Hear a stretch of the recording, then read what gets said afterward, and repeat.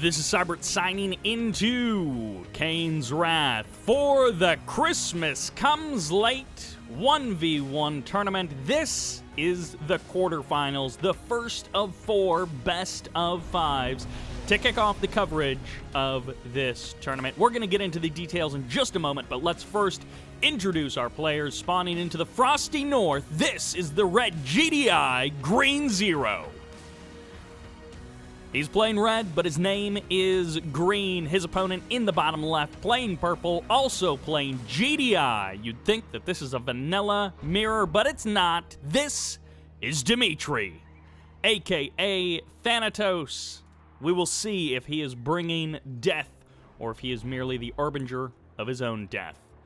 Winter Meltdown, and yes, we are dealt a GDI vanilla mirror. So no kind of special mix-up for this thing. There were no requirements as far as what players could or couldn't choose for factions. It was just play whatever you want, and you can even play random. But the map was preset, so Winter Meltdown was chosen by me because I like this map and I like to see matches on it.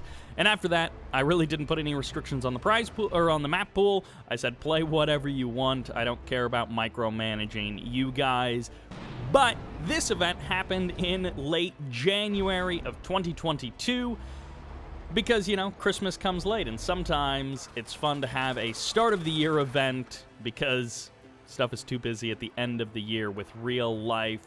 But this event was made possible by Alex and Roland, who are CNC friends from childhood and CNC fans from childhood. So big thanks to them for putting up the initial money for the prize pool. And then we actually had a hero, Markus K, just a dollar bill hero, coming in and donating another big chunk to the prize pool, bringing us up to $425 on the line for this event. Now, this does involve a couple of random draw prizes. So there are a couple of folks who completed their matches. You know, they weren't disqualified or forfeit or anything like that, but they did not make the top 4, and 2 of those guys are going to be getting a random draw prize, which will be happening at the end of this video.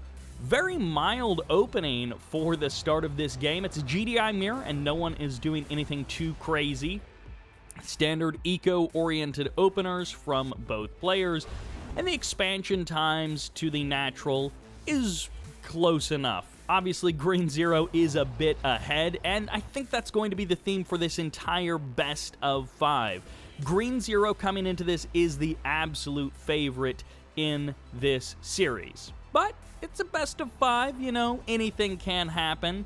If Green Zero 3-0s here, I won't be surprised. But if Dmitry manages to take a couple of games, I wouldn't be surprised either. If Dmitry manages to defeat Green Zero, that will be our first upset of the tournament, at least as far as my coverage goes. Harvester is going to get harassed. Green Zero pulls them nice and early, and the War Factory is close enough for the repairs. The return fire from Green Zero's pit bulls should be enough to scare away Dimitri's forces. And yep, Dmitry going to be losing 2 pit bulls. Green Zero gets his Harvester back to work. Now, if Dmitry had split for a second group of pit bulls and circled them around the north side of that little lake, maybe there could have been an opportunity for Dmitry to do a bit more damage. But as it stands, Green Zero just powering up his natural expansion. No real delays, some lost mining time, but by no means anything to worry about. By the way, big thanks to GwaspaRi for refereeing on the day. He was an absolute hero of my timeline because I was not actually able to be there on the day. Sometimes real life gets in the way, and these pit bulls getting in the way of these harvesters harvesting. One harvester going down. Green Zero killing the pit bulls of Dmitry, crossing the map with his own reinforcements, and then getting a kill on a harvester of Demi. Now, it's not necessarily the most important, but this is still a good chunk of Tiberium remaining at the main base, so that is definitely a solid harvester kill that Dmitry is going to be feeling. Airfield coming up for Green Zero. This is actually a double airfield play before the Tier 3. So this is not going to be, straight into Firehawks. He's at least getting a couple of Hammerheads, although we all know Green Zero loves his Firehawk play. Orcas on the other side of the map, and it looks like it's just one airfield from Dimitri. Winter Meltdown kind of splitting these two guys. Green Zero in the bottom right with a bunch of infrastructure, and he's going to be looking to the bottom left to potentially put some pressure on Dmitry. No engineers inside of these APCs, just maybe a couple of mine-dropping guys looking for some damage against Dmitry. AP ammo finishes up for Green Zero, and an Orca strike comes in, I think, against that southern power plant that his Hammerhead is harassing.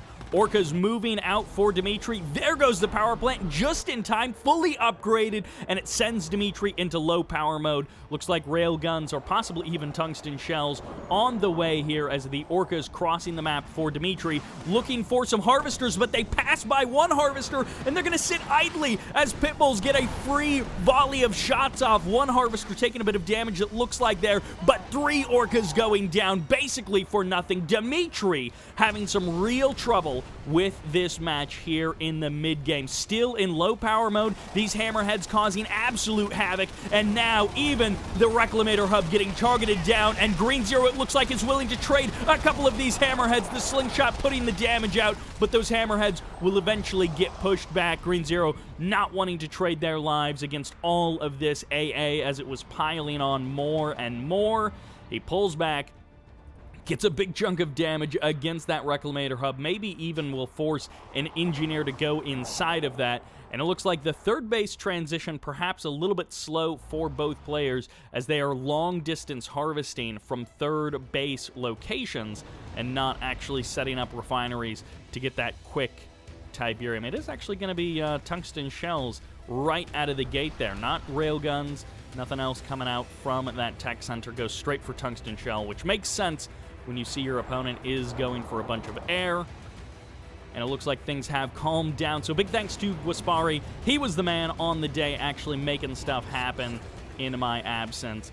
And, well, the first Marv does appear. The engineers get sniped. Green Zero comes in with a snipe on all of those infantry. What a backstab. And now the MCV going to get targeted down. It's on next to the barracks. It can't deploy, and it's going to take a big chunk of health. The slingshot coming in to finally be able to do a bit more damage. It looks like another engineer got sniped, and just everything going wrong in the last couple of minutes for Dmitry. He's still got a little bit of economy working for him, and he's actually got some railguns, so he's going to win this Predator tank fight in the south, but this is the smallest of things going right for Dmitry. Green Zero going to try and get a final shot against that Pred tank, but it doesn't work out. Finally, double railguns, double engineer, third time's the charm for Dmitry.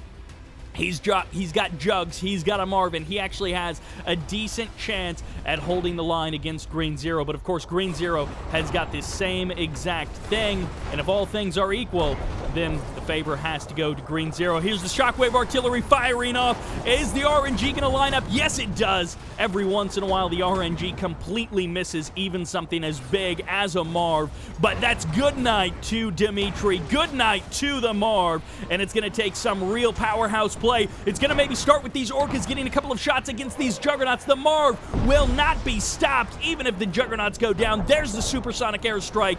One Orca goes down, and this Marv is going to get caught by the EMP. That will seal the deal, and Dmitry will actually get the kill on Green Zero's Marv.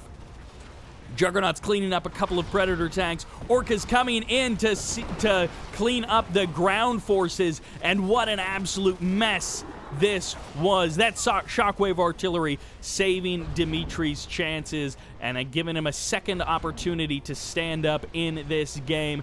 Green Zero has the better numbers, he has the better army, but Dmitry has bought himself a couple of moments here.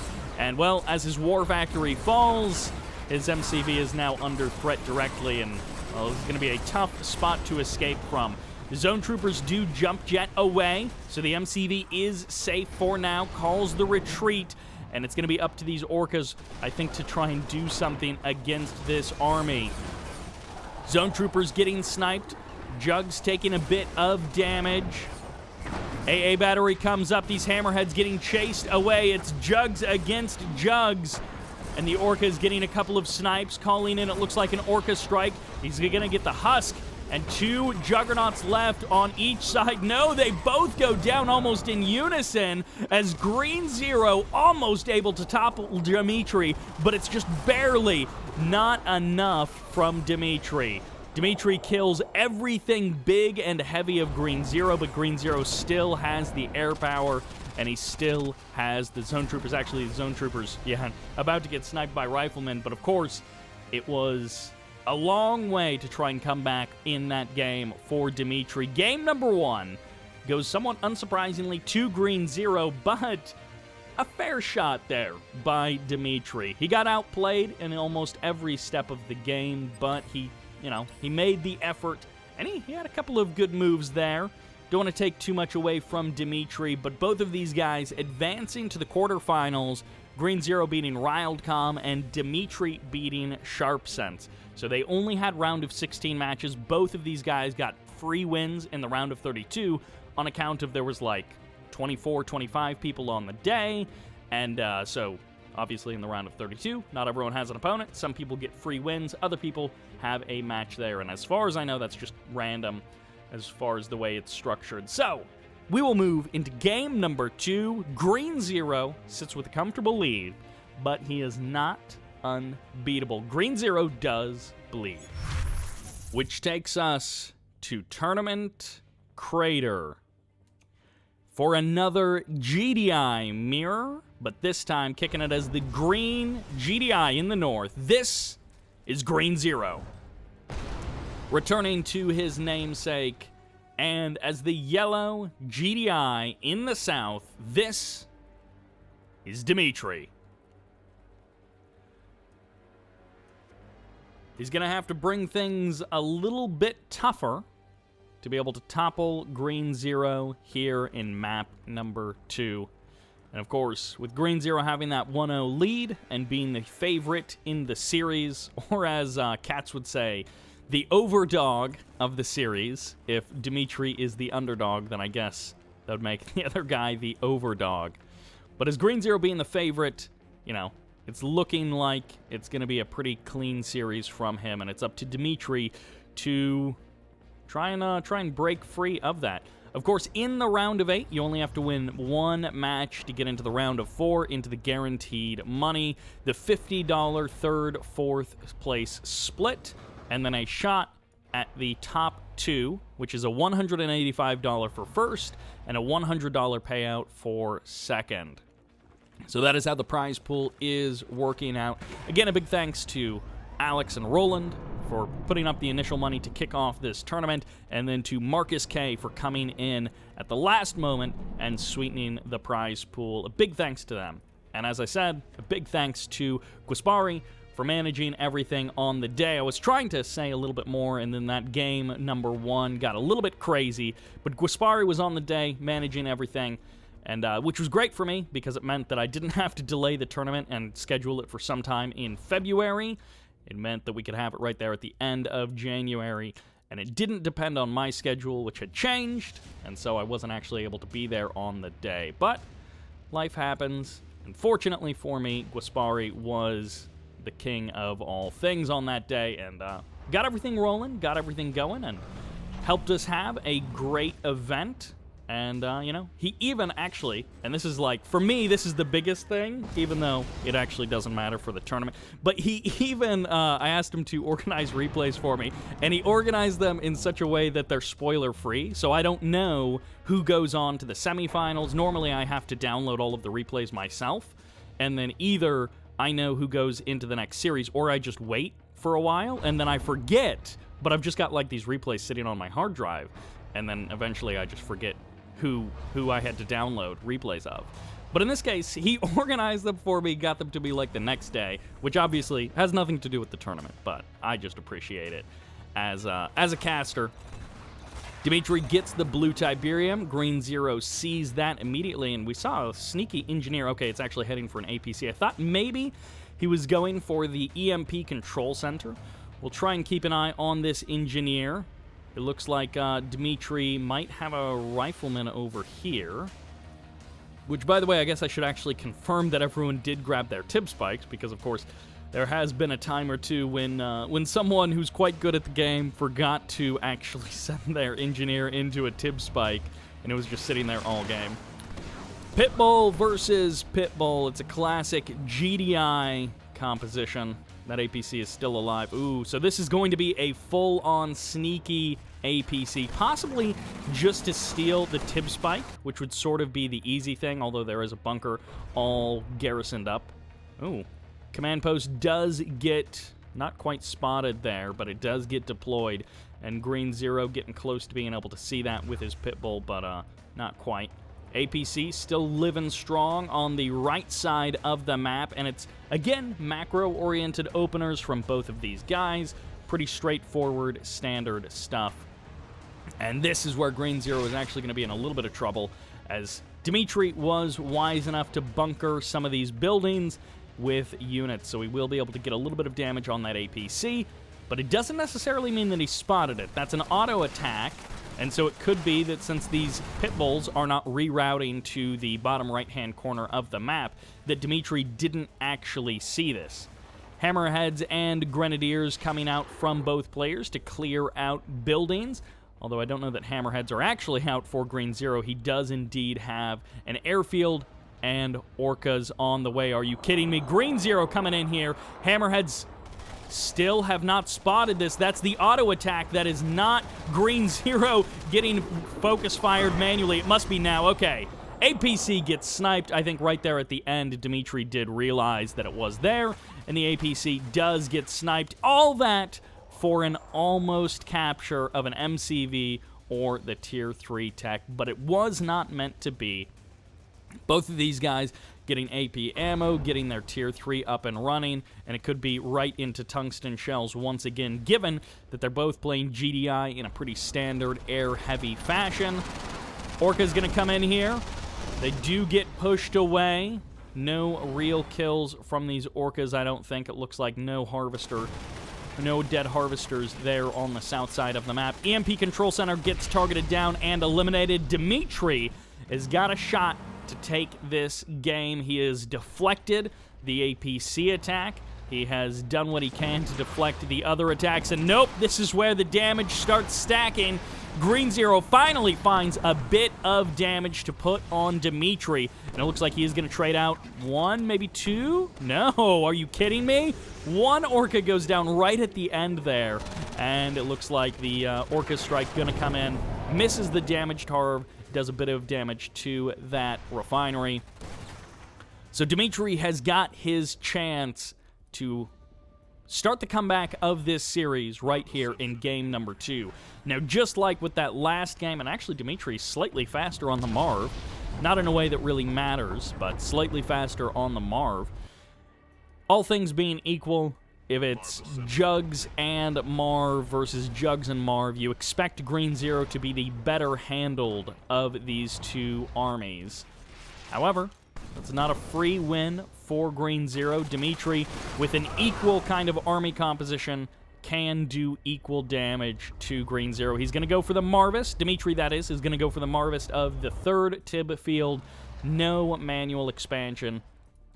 And I mean, if this was Bike Rush, he would probably be Marvisting what he perceives his opponent's 3rd field and then taking his own 3rd base at the same time.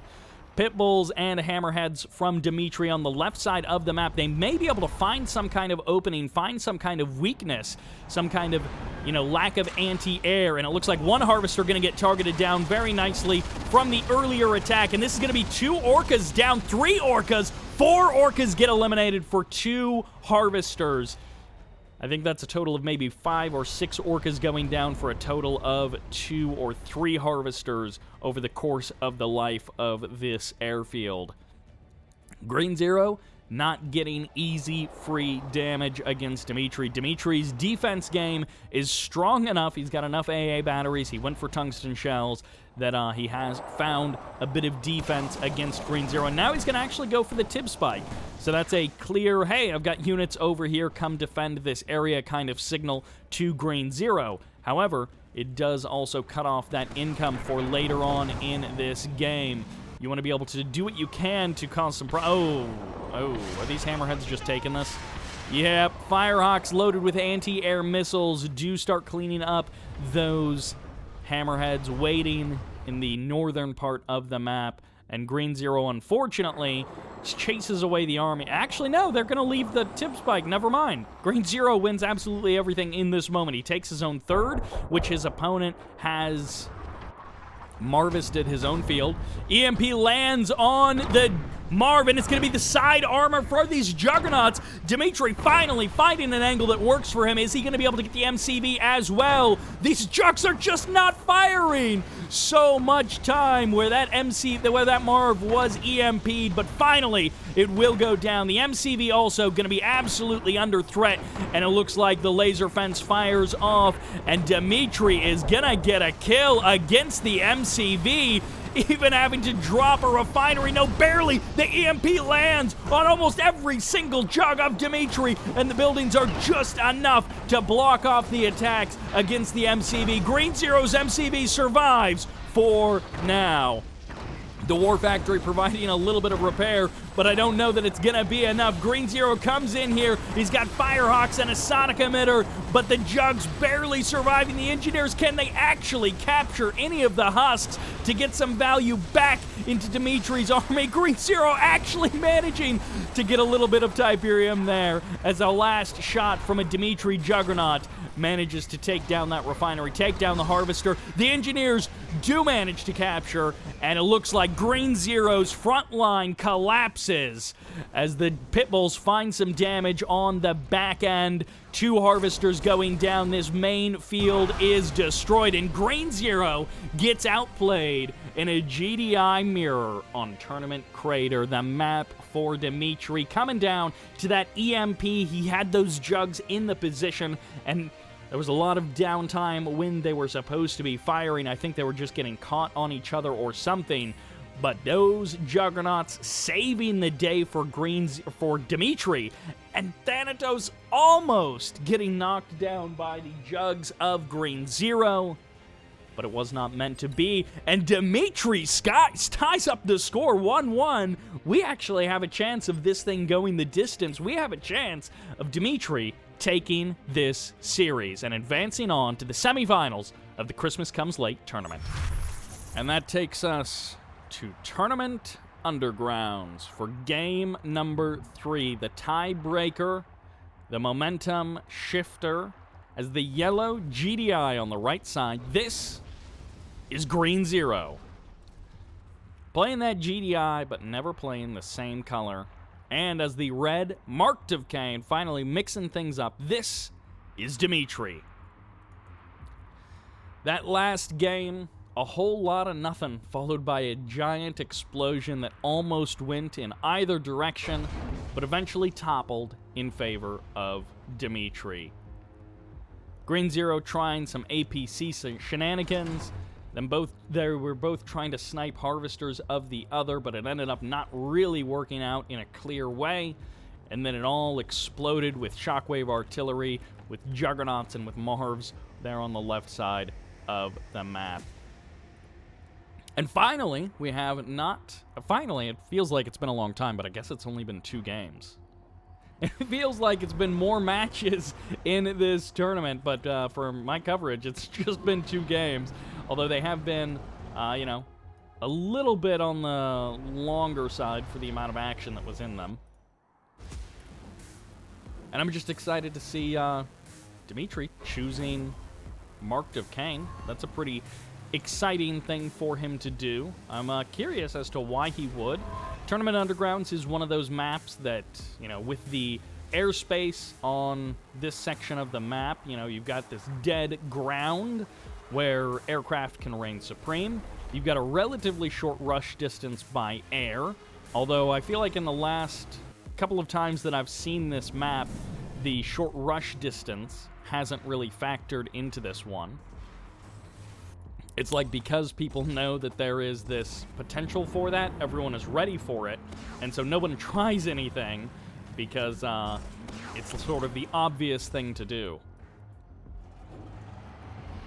No one goes for the middle spike, it seems. They just grab their own natural spikes, and it looks like Green Zero gets the tower next to the Havoc statue, and no one has grabbed the Tib spike in the north. A little bit of a scout coming out from Dimitri, and his attack buggy on the other side of the map, seeing the MCV expansion timing, seeing everything that Green Zero was doing. Gets a couple of awakened squads. Okay, Dimitri, it looks like, is again presetting his defense. We saw him do this a little bit in game number 1, drafting a barracks and getting some rocket squads into his natural expansion tib field. But he's doing it again here. He's presetting with 2 awakened squads because he is expecting pressure at his natural expansion. Green Zero is actually just stealing the blue Tiberium, and we'll see if these pit bulls are actually here for defense or for offense. For now, it just looks like they're here to secure the blue Tiberium. And that's sort of a win for Green Zero. He gets his refinery, his war factory at his natural expansion up nice and quickly. He gets the blue Tiberium nice and safely. And Dmitry is here defending for an attack that isn't coming, at least just yet. But as you can see, Dmitry drafting a 3rd awakened squad. Sends it to another kind of, actually splitting them now completely evenly in a nice little line. Dmitry is ready for a ground-based attack at his natural expansion. And Green Zero is also somewhat ready for a ground-based attack at his natural expansion. They're both playing defensive. They're both playing cautious. Even a laser turret. Wow. Okay, Dmitry is really expecting something light from the ground. Presetting 2 laser turrets. Okay. A lot of defensive moves and defensive posturing coming out here for Dmitry. Green Zero's rifleman kind of swinging around. He sees the rest of the main base. Operations center in the north for Dmitry, and he could just be going straight up to tier 3. We'll see what his options are. There's the scan from Green Zero, and he gets a pretty good idea of exactly what Dmitry is doing. Of course, no flames with the Mark of Kane. It's going to be pit bulls versus bikes in the north. The pit bulls trading some blows against the attack bikes. And all in all, coming out probably pretty even in that exchange. A couple for a couple, and both sides back off. There's the tier 3 coming out from Dmitry. And Green Zero actually dropping a crane, interestingly enough, so he can get his 3rd base underway a little bit sooner. Looks like it's going to be 1 airfield for Green Zero. He's not going for a double airfield play, although he may be... that looks like it's building pretty slow. I guess it's going to be straight into the tier 3 after that command post. Radio Buggy shows up. Looks like AP ammo has finished up for Green Zero. And now the MCV making its way onto the high ground. Fortunately, there are no attack bikes or anything there on the high ground, so Green Zero will get a safe expansion up to that platform. Right into the tier 3, right into the Redeemer. This could be just for the Rage Gen kind of play. Some Nod players are really dependent on that. Wow, double laser turret. This is so defensively focused from Dmitry. He is not at all interested in going on the offense, and he is entirely, I think, playing around this Rage Gen. We'll see, but it feels like, based on how Dmitry is posturing, how he's playing out the first part of this game, he's kind of hoping that it just goes late and that he gets a money Rage Gen with some EMPs, and he's able to just sort of mop up Green Zero in one fell swoop. We'll see. He might be so lucky, but we will see. Tib Core is ready. Lasers firing off there for something. A couple of rocket squads heading through the Tib field. It looks like Green Zero, I assume, is going to be going for his own Reclamator hub. Tech Center up at the 3rd. And it looks like it might be a Marv Reclamator hub on the way soon here. Yep, refinery coming in from the crane. And Marv will eventually be on the way for Green Zero. He's going to want those jugs. Stealth tanks coming into the natural, and getting one Harvester snipe. Are they going to stick around? They've got those Tib core, so they do that extra bonus damage. They're going to be heading up to the north, and it's going to be the bike buggy swarm for Green Zero to deal with at his third. This is one of those compositions that it may not have a lot of health, it may not have a lot of armor, but under the right conditions, it can pack a big punch. Both stealth tanks go down, trades them out for one hammerhead. And, well, the stealth tanks knew that they had been made. Looks like a couple of bikes, maybe a couple of buggies as well, going to be getting ground to dust by these Predator tanks. No railguns just yet from Green Zero. No upgrade queued. It's going to be right into the Marv, and it looks like he's going to sell off the Reclamator hub as well. And Green Zero posturing for his army around his Marv. Zone troopers inside of the Marv, engineer as well. By the way, ooh, free harvester kill for Dimitri. Bit of lucky timing there, as I think that harvester was auto-pathing. I don't think that was a manual control there. Big bike buggy swarm. No EMP coils just yet on these Raider buggies, so it's going to be supercharged particle beams as the defense. Harvester's getting targeted down, but it's going to be Tier 1 versus Tier 1 just on opposite sides of the map. Harvester's getting sniped by both players, and it's going to be the Hammerheads coming in to try and clean up what they can, but honestly, there's not a whole lot that two Hammerheads can kill very quickly. The main base gets ravaged, but Dmitry doesn't find any value beyond that.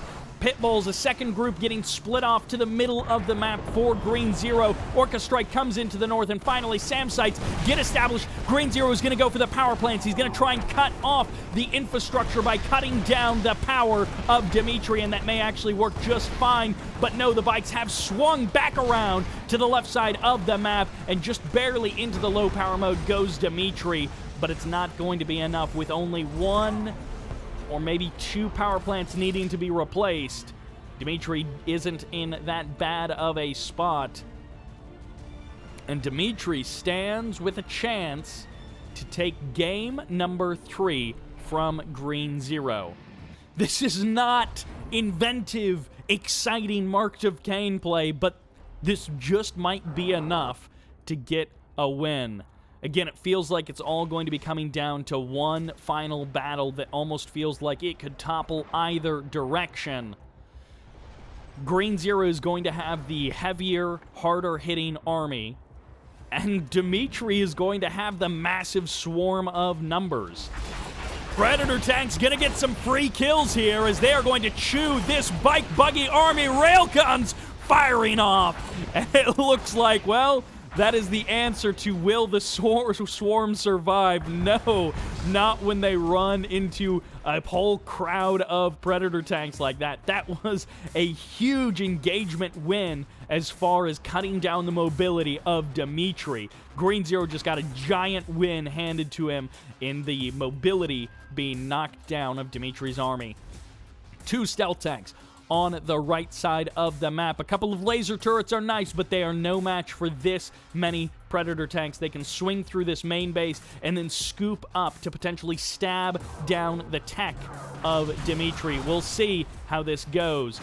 Green Zero walking into the heart of Dimitri's base. One avatar in the north, and it's going to be Panic Fanatics as the response here. It looks like the main base will fall. The Predator tanks reverse moving themselves into the corner. EMPs not landing, not even being fired off. And these 2 power plants are probably going to be the next targets. Looks like a single Venom maybe looking for the Scout so that the 1-clicks can fire off. The Fanatics not really finding their purchase. And, well, the Venom goes down, and there are no 1-clicks just yet. So either it hasn't been placed yet, or Dmitry is a little short on cash. 2 avatars, I'm not sure. I feel like this many Predator tanks wins the fight against 2 avatars. Maybe not with infantry support. But Green Zero has now bought enough time. The Rage Gen, I thought, was going to be a big factor in this match. The Rage Gen, you know, poking and prodding the GDI army, but I don't know that it has fired off even once as of yet. 3rd harvester going down. Green Zero's economy really hurting in the last couple of minutes of this game. He still has a couple of harvesters, but he has no easy access to Tiberium. He's got a gigantic army, but not much to show for it. He's not moving out onto the map. More Predator tanks in the middle, looking for an opening. One obelisk in the south. It's going to be up to the Fanatics to join with these avatars and the obelisk in dealing with this army. EMP lands on a dead Predator tank, and it looks like this attack is going to get pushed back. Green Zero with, you know, that would have worked a couple of minutes ago, perhaps, when Dmitry wasn't quite as built up. And, well, the Predator tanks pull back for the current moment.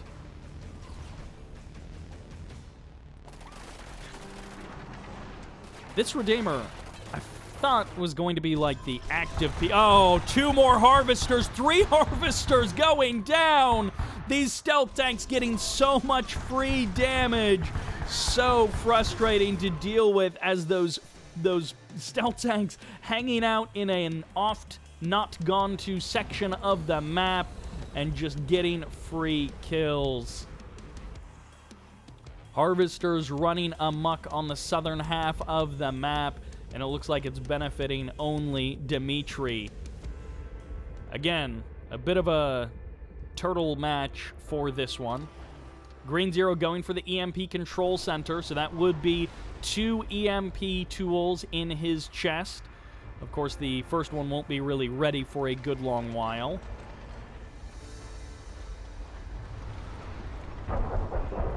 Shockwave artillery, is it going to find the Redeemer? There's the Rage Gen. The RNG is good enough, and there's the kill. Juggernauts all joining together, and they will snipe that Redeemer.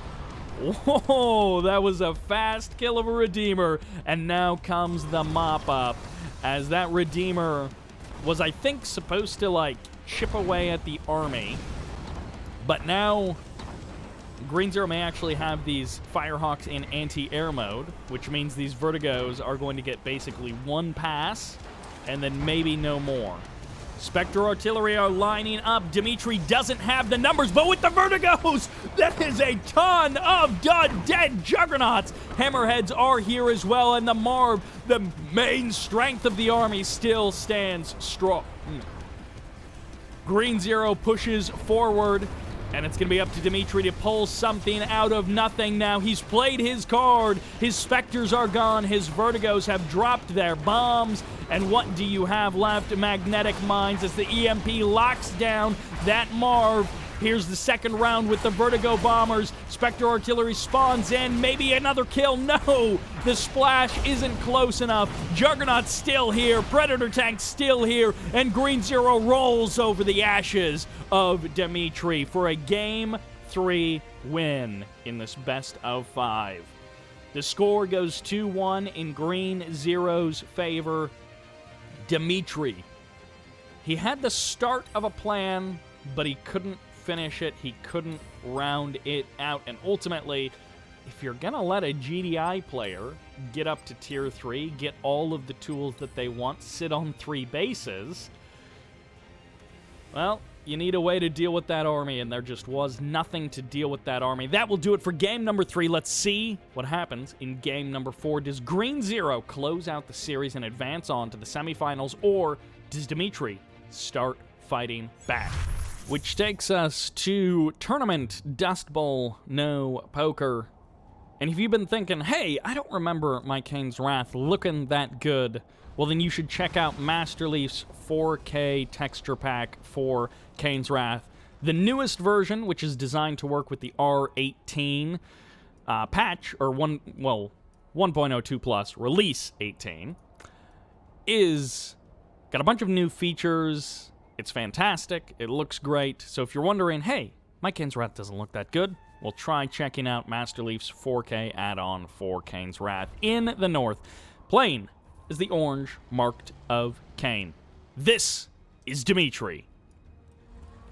Currently down 1-2 and picking the map, Tournament Dust Bowl, no poker. As the pink GDI in the south, this is Green Zero. looking pretty confident to come into the semifinals of the Christmas Comes Late tournament. He got a free win in the round of 32. He got kind of a, he was definitely the favorite in the round of 16, we'll say that.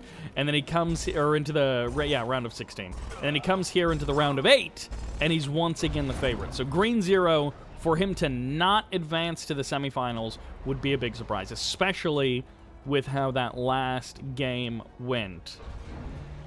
Dmitry just not quite having the chops to finish the game out. Of course, in the no poker variant of Tournament Dust Bowl, the tib spikes have been moved from the middle of the map to the corner. So it's the same number of spikes, but they're much safer to grab. MCV's on their way to the natural expansions. Pretty average timing for this series. Kind of exactly what you would expect from both of these guys. There's not been a lot of sneakiness, and I mean on the Green Zero side there isn't really any reason for there to be sneakiness. He's been mostly winning the games off of pretty standard straightforward play, and he had a pretty confident win against Markus K in that last match. So why not just try the same thing again?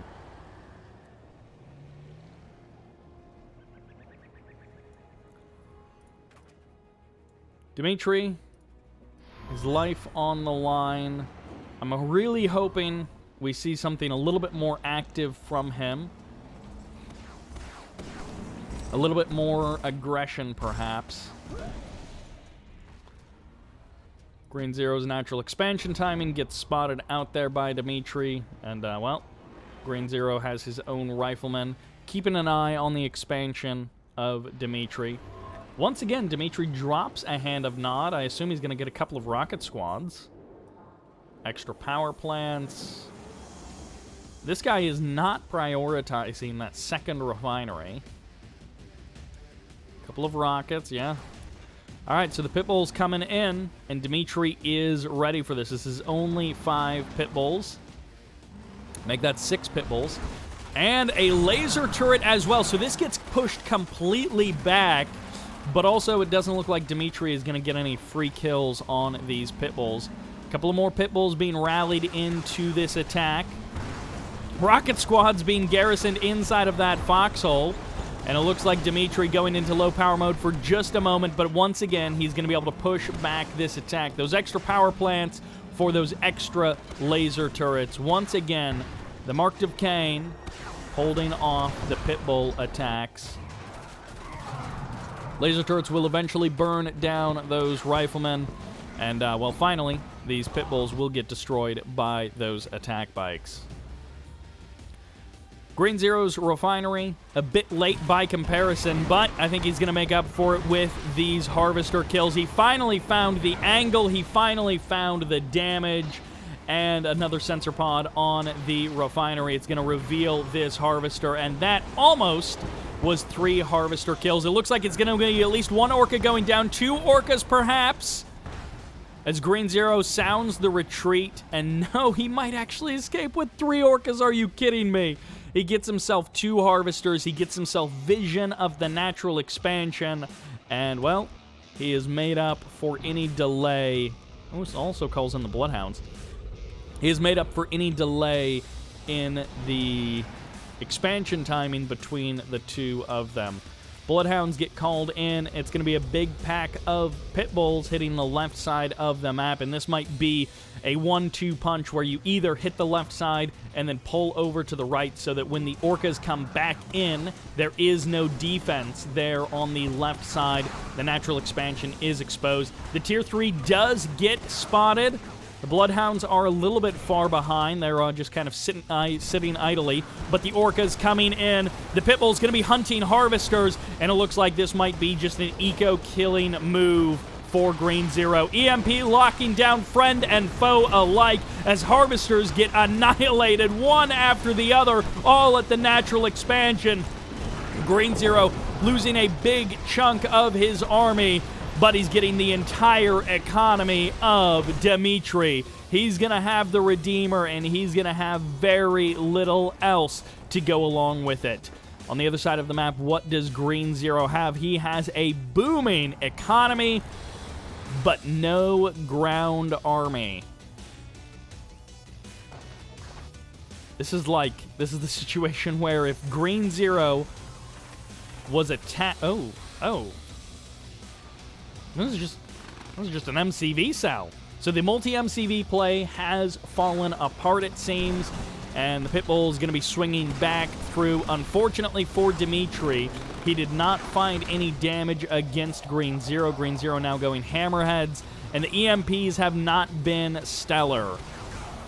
The couple that have fallen, the couple that have flown out, have not really done too much. Harvesters once again going to get revealed. It is do or die for Dimitri to hold off this attack to keep any kind of harvesters alive. One harvester goes down, representing perhaps 33% of his economy. And I think an entire third of Dimitri's eco just evaporated. Maybe even, oh my gosh. Dimitri might have literally one harvester. Green Zero doesn't have a ground army, but Dimitri has no economy. And Green Zero, unfortunately, Dimitri, after any of these attacks, Dimitri has not been left with a strong enough ground army that he can cross the map and counterattack. Sometimes you're in that kind of a situation. Your economy has been booming enough that when you get to that situation where you get knocked down in one way, you still have an army to strike back against your opponent with.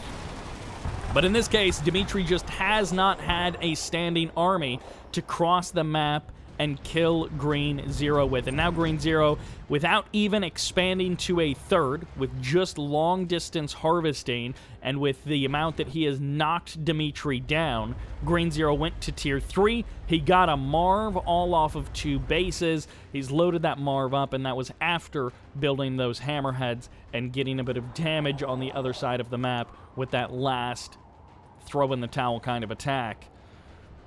Fresh refinery, fresh harvester, but no, the GG gets called, and Green Zero, with an unceremonious defeat of Dimitri, advances into the semifinals of the Christmas Comes Late tournament. Not a big surprise, and not a stellar series there, unfortunately, for Dimitri. He was kind of, he had some chances, and unfortunately, he wasn't able to close them out, so the favorite advances on into the match. The underdog will fall and maybe come back to fight another day. That will do it for this series, so let's jump into the next quarterfinal. And that takes us back to Winter Meltdown for game number 1 to see who will go on to face Green Zero in the semifinals on the top half of the bracket and who is out. Once again in the top right-hand corner, this time playing green, playing GDI, this is Drive. And in the southern half of the map, in the frosty corner, this, as the red-hot Traveler 59, is haruspex. So let's see how he does. Now, on the channel, I recently posted the finals of, I think it was like the special one, which was Drive vs. Green Zero. But that was a long time ago in reality. That was one of those tournaments that I got the replays and then I forgot about who was in each round, and I eventually casted those. But Drive vs. Green Zero, we could actually kind of have this back-to-back in the semifinals. Well, finals and then the semifinals of these tournaments. But of course, in this particular case, I wanted to keep this a relatively short tournament, so everything is best of 3 up to best of 5 quarterfinals, and then the semis are also best of 5s, and only the finals is best of 7. I was kind of prioritizing speed over having every series be super, super long. I know a lot of other tournaments do like best of 7 or best of 9 semis into best of 9 or best of 11 finals, but I didn't want this to drag on too much. I was hoping this could be all wrapped up in one day, and actually it did. The entire tournament was able to be wrapped up in one day. It wasn't like a 16-hour broadcast or anything. So far, everything looking pretty standard from these guys. Drive and Haru. Feels like Drive is the favorite coming into this one, and maybe just a little bit less so. It would be kind of a surprise if Haru beats Drive, but I guess in my mind it would be less of an upset than if Dimitri beat Green Zero in that last series. We shall see. I feel like Drive is the favorite, but you know, I don't want to count Haru out. Like he could be showing some really good games. Drive could have eaten, you know, a bad breakfast or something, and then Haru wins and Haru advances to the semifinals. But to be honest, I'm expecting Drive to win this series. Again, I would be, in this particular case, I would be surprised if it was a 3-0. I feel like this is a 3-2 kind of a series, but we'll see. Maybe it's just a 3-1. Very slow openings to both of these series right out of the gate. No stasis chamber, fast leg, descent plays, no stereotypical scrin stuff, but also no fast airfield, you know, double airfield 8 Orca kind of grab bag of strategy. It's just pretty straightforward, eco-oriented play. Now, kind of interestingly, Drive does place his command post all the way on the edge of the map, so this does keep it as far away from this building and the vision of haruspex, and he also drops his airfield over there, so I think that is going to be pretty safely outside of the vision of haruspex, and yeah, Haru's vision only goes as far as the MCV. Crane and a nerve center getting drafted there for Haru, so he's going to be potentially taking a third and teching up at the same time. We'll have to see exactly what his plan for the Crane is in all of this. Could just be to get an extra refinery out a little bit sooner, and it looks like Drive wants to break this building so that there isn't that buzzer to potentially run in and scout what Drive is doing. Yeah, everything over here on the edge. So this is the no man's land that separates the scout of this buzzer from being able to see the tech and the Firehawks of Drive. As you can see, Drive actually drafts a second watchtower, adds another rifleman into potentially these APCs. No, those are actually the APCs with the rocket squads in it. So this really should cue something to Haru, but at the same time, it wouldn't be that crazy for Drive to just want to get rid of that buzzer, even if he wasn't going for Firehawks right after this. You know, he's not going straight into a Marv. He's instead getting his natural expansion up and rocking and going into Firehawks. Going to be following it up with an upgrade at the tech center as well. Not sure what he's going for, but this is actually a triple gravity stabilizer play, so this is a ton of Storm Riders that are on the way for haruspex, and it also means that if his MCV gets shot down, he has got lots of options to potentially get something out there. Firehawks, are they loaded with anti-air missiles? This would be an amazing play, and they are! That's a dead drone ship as haruspex falls into the water, and Drive secures the first kill of the game, it feels like, by striking down the drone ship. Now, if you're going to have your MCV get sniped on the way to the third, this is a pretty good setup to have that happen. Railguns finishes up on the Predator tanks, and it's going to be Storm Riders harassing these Firehawks. An AA battery gets added on, and these Storm Riders are going to be able to clean up every single Firehawk without too many losses, I think. No, it looks like one Firehawk does survive for the moment. A Gunwalker is over there to potentially take it down. The Storm Riders skate away. They are tanky enough to survive the current barrage of attacks, and it's more Firehawks on the way for Drive. This one Gunwalker just hanging out behind enemy lines, and other than killing the Firehawks, I'm not sure what these Storm Riders have actually done. It looks like they may actually get a Harvester there at the potential third base in the north.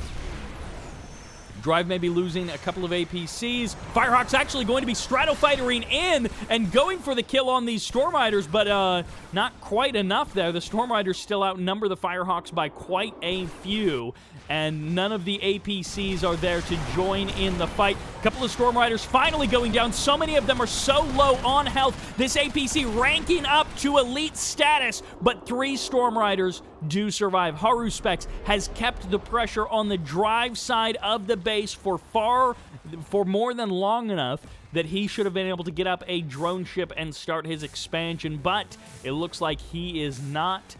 No, okay, he did get another MCV. I was like, why is he not taking a third base? He should be taking a third at some point. And, well, if it happens once, it can happen again. A drone ship gets sniped. Drive with a double kill on the MCV. It will not stand. You will have no expansion, says Drive. The Marv is here, but Drive wasn't even ready for this Marv to emerge. His barracks is late. There is a delay there. And once again, Haru now being just controlled by Drive. I cannot believe that Haru has not mined out his natural expansion up to this point. It's kind of crazy. I wasn't checking in on the harvesters of Haru this whole time, but why is he not mined out of his natural? It feels like Haru is way down in economy, but I mean, he's playing Scrin. He should be having a booming economy, and Drive, on the other hand, feels like he's been letting his economy go a little bit wild, and he's ready to start harvesting fields. He's ready to start moving out late in the game. It feels like these two guys should kind of be swapped, but in this particular case, it looks like 4 harvesters full of Tiberium are going to be long-distance mining there from the northern 3rd field. Drive, on the other hand, he was looking for any potential army or damage to do down in the south, but there isn't going to be anything there. Instead, he's going to harvest the middle field, and that will fuel his war production to the next stage of this game. Hammerheads coming out. Got to mix in those hammerheads if you're GDI. They are such a great tool late in the game. I mean, if you can get zone troopers inside of them, fantastic, even if it's just riflemen inside of them. With that AP ammo upgrade, everything just punches a little bit harder. Another Storm Rider goes down. What is the status of the drone ship? It's got to be somewhere. Okay, finally, it makes it to a 3rd base. What a slow start to this game, but Drive has just been hitting it so hard. This is going to be 3 dead tripods, and Drive may get an opportunity to capture these husks. We'll see what Haru is able to do to stop that. It's going to be APCs. Oh, no, there's the phase. Never mind. As these tripods... Drive, move back. Drive, escape. What is going on? These tripods getting free crushes on some elite and some veteran units. And now a Predator tank doesn't get crushed, but the APC does. As these tripods go for the kill. And the long-distance mining is actually kind of working out for Haru. He's finally got a refinery up at his 3rd base. And it looks like this refinery just got bombed out of existence by, I assume, the Firehawks. Hammerheads getting called in, or zone troopers getting called in, so we will have zone heads running around the map. And I don't know where those tripods ended up going. They kind of stuck around near Drive's original main base. And this game, which felt super controlling for Drive, now feels like he's doesn't have a great plan to finish things out. APC's just getting free damage in the north. Haru kind of not a super clean game from him overall. Definitely some weak points that Drive can exploit. Temporal shield coming down to slow things up. And it looks like these harvesters may get targeted down. Nope. Plasma missile battery is here to chase away those hammerheads, and with that shard upgrade, it just does so much damage so quickly.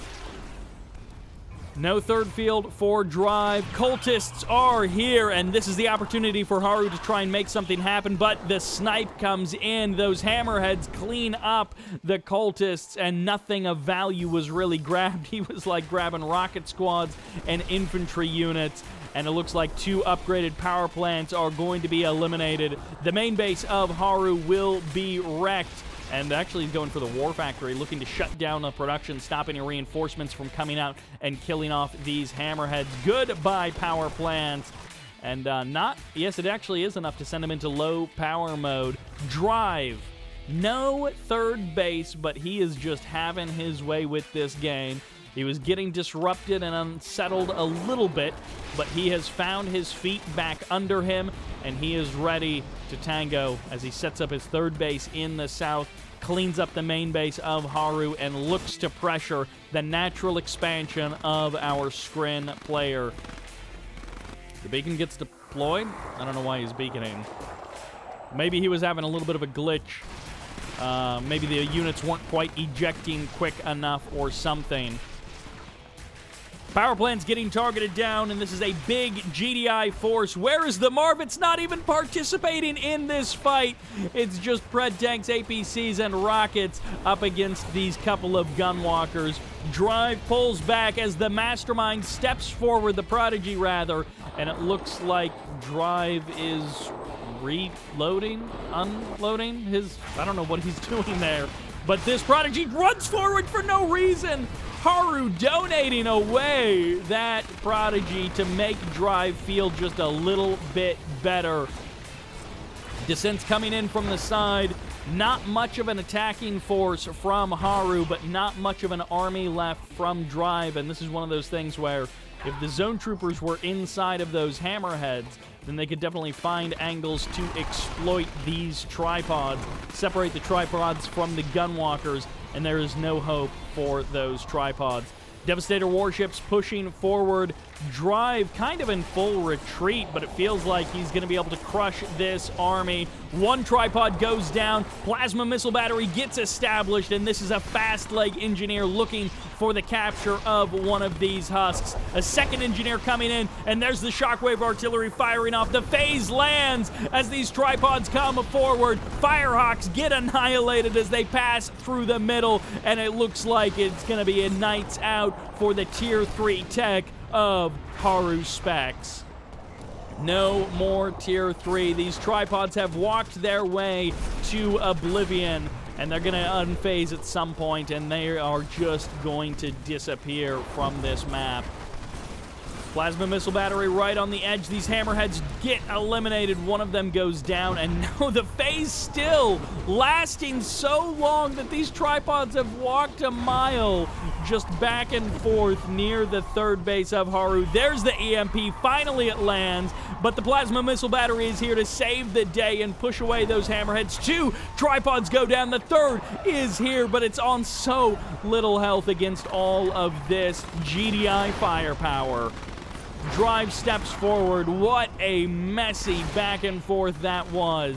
And it looks like Drive has finally cleared a path to victory. The Tier 3 got rebuilt, but haruspex calls the GG, and Drive takes game number 1 of this best of 5. He's in prime position to advance to face Green Zero in the semis, but haruspex is not down and out. And I feel like if we see a bit of a cleaner game, a bit of a better start from Haru, then he is going to be able to explode through this series into the semifinals. Let's see what happens in game number 2, which takes us to Tiki Turmoil for game number 2. The always pleasant, always enjoyable Tiki Turmoil. I really like this map the way that it's laid out and plays. But it's got some freaky stuff on it. In the north, as the green GDI, this is Drive. Up 1-0, and in the south, looking to start the comeback right here, this is Haru. Playing that Traveler 59, playing red once again. He's got a bunch of buzzers heading through the middle of the map. And it looks like no descent plays right out of the gate either. Again, it's one of those things that feels like it hasn't worked in a long time. Big descent rushes haven't really been viable against top-level players for a while. But one thing that we have seen players do is they go for their descents, and then they don't attack with them. They get like 2 groups of maybe 3 or 4 descents, one on the north side of the map and one on the south side of the map, and they're just scouting, patrolling, and checking in on their opponent. If they see an opportunity, they jump on it with those descents, but they don't do a big, like, 6-8 descent rush right down the middle, you know, trying to swing in and pull out all the harvesters and kill 2 of them and, you know, force them to run around. Not like the olden days. It feels like the new version of it is 2 little pockets of descents, constantly running around. Maybe you tag a tib spike, maybe you go for a kill here or there, but you're not looking for those big plays. You're looking for the openings, you're looking for the weaknesses. All right, Tiki Turmoil, this is the place where Haru gets his chance to put a point on the board, to stop Drive from the clean sweep advance into the semifinals. I do want to see Drive versus Green Zero rematch, but I do want to see haruspex rise to the occasion and defeat Drive. Drive getting some really good plays, as it turns out. He had like the perfect scan time. He had the Firehawks all ready to go. He was going for the fast Firehawk tech anyways, and it just worked out perfectly for him in that last game. It almost started to get away from him a couple of times, you know, maybe some lag, maybe some miscontrol, whatever it was, but ultimately he held good control of that game for pretty much the whole time. And maybe there were a couple of misplays, but at any rate, Drive was looking solid in that game. And, well, he's probably looking to do much the same here on Tiki Turmoil. That's curious. So this is a huge delay in the natural expansion timing, and he grabbed a turret. What is Haru planning? Because if he dropped a second War Factory, or he had like a huge group of... This is 4 Seekers. Three Seekers, 4 Seekers, and a Gunwalker against 2 Guardian turrets and now APC rockets. I'm not sure what this play is from Haru. We'll see if he's actually able to do something with it. I mean, he's a better player than me, so maybe he's got something really specific planned. But, this doesn't feel like a good attack. I don't know what is going on. Why? Okay, he's getting a refinery at his natural.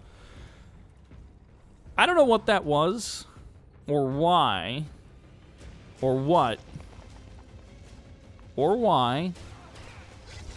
Okay. So, Haru goes for like a 4 Seeker attack, but it's dealt with completely by Drive, and Drive now pulls in. He sees the crane. He sees not the refinery timing, but he sees the fact that there is no second refinery there, that this field is pretty full, that it doesn't look like it's taken a big bunch of bites out of it. And he's actually going to see absolutely everything here. Nerve center and the gravity stabilizer. I mean, he sees everything that Haru has going on, and he's got a pretty good idea of the timing of it all as well. Now, on the Drive side of the map, we do have an derelict airfield, and it's literally the same thing. Firehawks again. We can only assume that he's already got Stratofighter all lined up, and probably hard points as well. And, well, what are these Firehawks going to do? Because it could be the exact same kind of thing. Okay, so just Stratofighter. He doesn't have hard points yet. He's loading them up. And is he just hoping to catch the MCV in the exact same way? I mean, I know that it worked out well last game, but normally you don't expect to have the exact same thing happen over again. AP ammo is ready to go. Blue Tiberium getting grabbed by Drive. It's already been harvested a little bit more actively by Haru in the south. Drive sends in another rifleman. He's got that consistent scout down, and I think he really is hoping... Oh my gosh, yeah, Haru is kind of telegraphing this. He's kind of reading this, rather, from Drive. He gets that Drive is going for these Firehawk plays or something like that, and he drops a plasma missile battery. He is not moving his MCV out. He's got Storm Riders standing by, and it looks like the scout is pretty complete there by Haru. He sees pretty much everything. Drive, on the other hand, I'm not sure what his play is. Does he switch the Firehawks into bomb mode and then just go for the Stratofighter bombs and just try to go for the building kill after building kill? We will see. At any rate, haruspex once. Oh, he's going for the Tier 3. He gets it. Tier 3 goes down. Firehawks do not escape. It looks like, yeah, all 4 of them do go down. None manage to escape. So that will reset any potential Eradicator Hexapod timings. However, I don't know if Haru was actually planning on going for a quick Eradicator Hexapod. He can get his Tier 3 back up and running possibly before any real delay is seen. Mechapede circling through the middle of the map.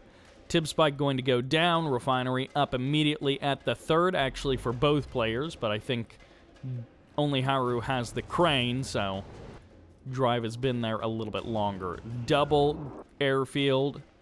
8 Storm Riders potentially out coming up. Blue Tiberium continuing to be harvested by both players. Drive might be able to catch this Harvester on the return journey. He might get 4 free Harvester kills, which certainly wouldn't be a bad thing. It shuts down the economy in the southern half of the map, and it stops these Harvesters from transferring to the much more valuable 3rd field. Storm Riders coming over. Firehawks might be close. He's worried about it. He sends the Storm Riders out a little bit. Yeah, he's feeling like there might be Firehawks with anti-air missiles coming in. He's going to swing in. 6 goes right for the APCs, and the evacs of the rocket squads. It's going to be trying to shut down this war factory, and that's the shutdown of the original war factory by Drive. The rocket squads do get cleaned up. The buzzer gets the kill, and the APCs and the Preds have to retreat. Couple of kills there, but back in the north, Zone Troopers closing in. There's the big buzzer swarm called in to clean up both of the Zone Trooper squads, and 1 unit does manage to escape. APCs are here, and 1 Harvester goes down. Drive killing Harvesters in the north and the south, which wouldn't be so bad if Haru was able to answer the damage on the other side of the map and do anything to slow down Drive. It feels like Drive has just been sharper, he's just been faster, and he's just been 1 step ahead almost every phase of these 2 games. Storm Riders coming through. They're spending their time trading blows with APCs in the middle of the map. They're not killing Harvesters. They're not targeting down power plants, nothing like that. They're just trading against infantry, or against vehicles there in the middle. This APC extremely low on health. Haru finally up and running. 3 refineries at his 3rd base. His natural expansion, a little more than half harvested. And the Marv steps out onto the battlefield. 2 Zone Troopers built manually, so it looks like this Reclamator hub is going to stick around a little bit longer. Zone Troopers go in. Front positions, engineers into the back positions. Firehawks looking to find their damage. It looks like they're just trading against those Storm Riders. Could be another Firehawk play, going for the kill of the Warp Chasm. He might just sacrifice the Firehawks to get the kill and to get the reset on that Eradicator Hexapod. First couple of Juggernauts starting to stomp their way to the other side of the map. The MCV gets called in. Drive, sitting pretty on 3 bases, is happy with where he is. Ooh, Storm Riders get cleaned up, but this buys even more time. The Eradicator Hexapod is almost down. Can we see the Hexalame come into full power? We shall see. Traveler 59 is not powered up until we get that Eradicator Hexapod out onto the field. Get some cultists, get the Prodigy, all working their infuriating magic. Storm Column is here, targeted down almost immediately, and this infrastructure has got to go. This may as well be a fire sale down here, as there goes the main base of haruspex. Pred tanks and APCs rounding the corner. The nerve center goes down. It's low power mode, and the Eradicator Hexapod is already out. The Juggernauts have spotted it. The EMP is not ready just yet. He hasn't called it in. Drive, I don't even know if he has a... And the G gets called. Wow, haruspex not even going to fight that one out. I mean, to be fair, once the EMP lands, that army just descends upon this lone Eradicator Hexapod, and he deletes it. But normally you want to see... Wow, once again! Normally you want to see it fight out, but once again, look at this from Drive. He is just out-ecoing the screen player by leaps and bounds. haruspex feeling sticky, feeling slow in these games against Drive, and with a 2-0 like that, I don't see how Haru can come back, but we are going to hope for the ace match, hope for Haru to rise to the occasion and start punching Drive in the face. And that takes us to Extraction Plateau, and I believe that is the Tiberium logo, like the in-universe Tiberium warning sign logo. And they've got this little like Tiberium spout there in the middle of the map. Anyways, welcome to Extraction Plateau for game number 3. Do or die for this guy in the north, the red Traveler 59. This is Haru. Can he do it against what feels like an overwhelming powerhouse, the green GDI in the south? This is Drive. As they say, it's all about him. It's all about power, maybe even devouring hour after hour, so that you can look at the cool CNC4 artwork. Actually, I don't know if this is CNC4 artwork. I do know that some of these custom maps, some of these community-made maps do import assets from other Sage Engine games. I believe that's where the Tiki Turmoil stuff comes from, is one of the, like, Battle for Middle-earth or something that the EALA guys worked on. And then I think Atacama Road has a bunch of assets from CNC4 pulled in. And Extraction Plateau may be the same kind of thing, where some of these, you know, some of these little decals and doodads are actually from Command & Conquer 4, which had some really cool artwork and some really cool concept, some really cool builds of assets. Not necessarily a good Command & Conquer game, but it had some cool assets, if nothing else. Game number 3, it feels like haruspex has got to do something different if he wants to advance on to the semifinals into that guaranteed cash prize pool. On the other hand, Drive, it feels like he just needs to not throw this away. He has been outperforming Haru in these last 2 games, and it's like even that last one where he didn't have like a big... It's just he had an army and Haru didn't. And Haru was just kind of floundering as we got to those later stages of the game, and Drive was ready to start stomping face. Haru needs what feels like a big upgrade coming into game number 3 to be able to knock Drive down 3 times in a row without dropping anything. Natural expansions, nice and close, especially with the way that these guys are expanding. We should have a potential for another 3 base kind of game. Really, not a lot of aggression coming out from these first 2 series. Green Zero versus Dimitri was pretty tame. Drive versus Haru, feeling pretty tame. I mean, on the other side of the map, we do have Bike Rush. All right, so this is what Haru was looking to do in that last match. It hit a little bit later, but Drive was so much more well prepared for it. There's the mine, so if you want to chase that harvester, you got to go through the mines or spend your time shooting the mines instead of doing anything else. And when this hits a little bit later, and it's actually got the nerve center to accompany it, I guess Drive just has a little bit more time to prepare, and there's going to be the repair drones on the front line as the harvesters come back to harvest. The seeker tanks are not done yet. They are not gone, and it's going to be up against them. It's going to be them to trade against this APC and this Predator tank. Drive finally pulls everything off the line. His Guardian Cannon doing some good damage, and those repair drones just not enough. You can see how it almost works, but it just doesn't. 2 games in a row, the attack falls flat. It was so much closer to doing something in this game, this iteration of that early game aggression, but it just doesn't work. I don't know. Maybe that's the sort of thing that against a lesser player, you get a lot more mileage out of that kind of setup. 3 Secret Tanks, maybe 4 or 5, and then the Gunwalkers as well.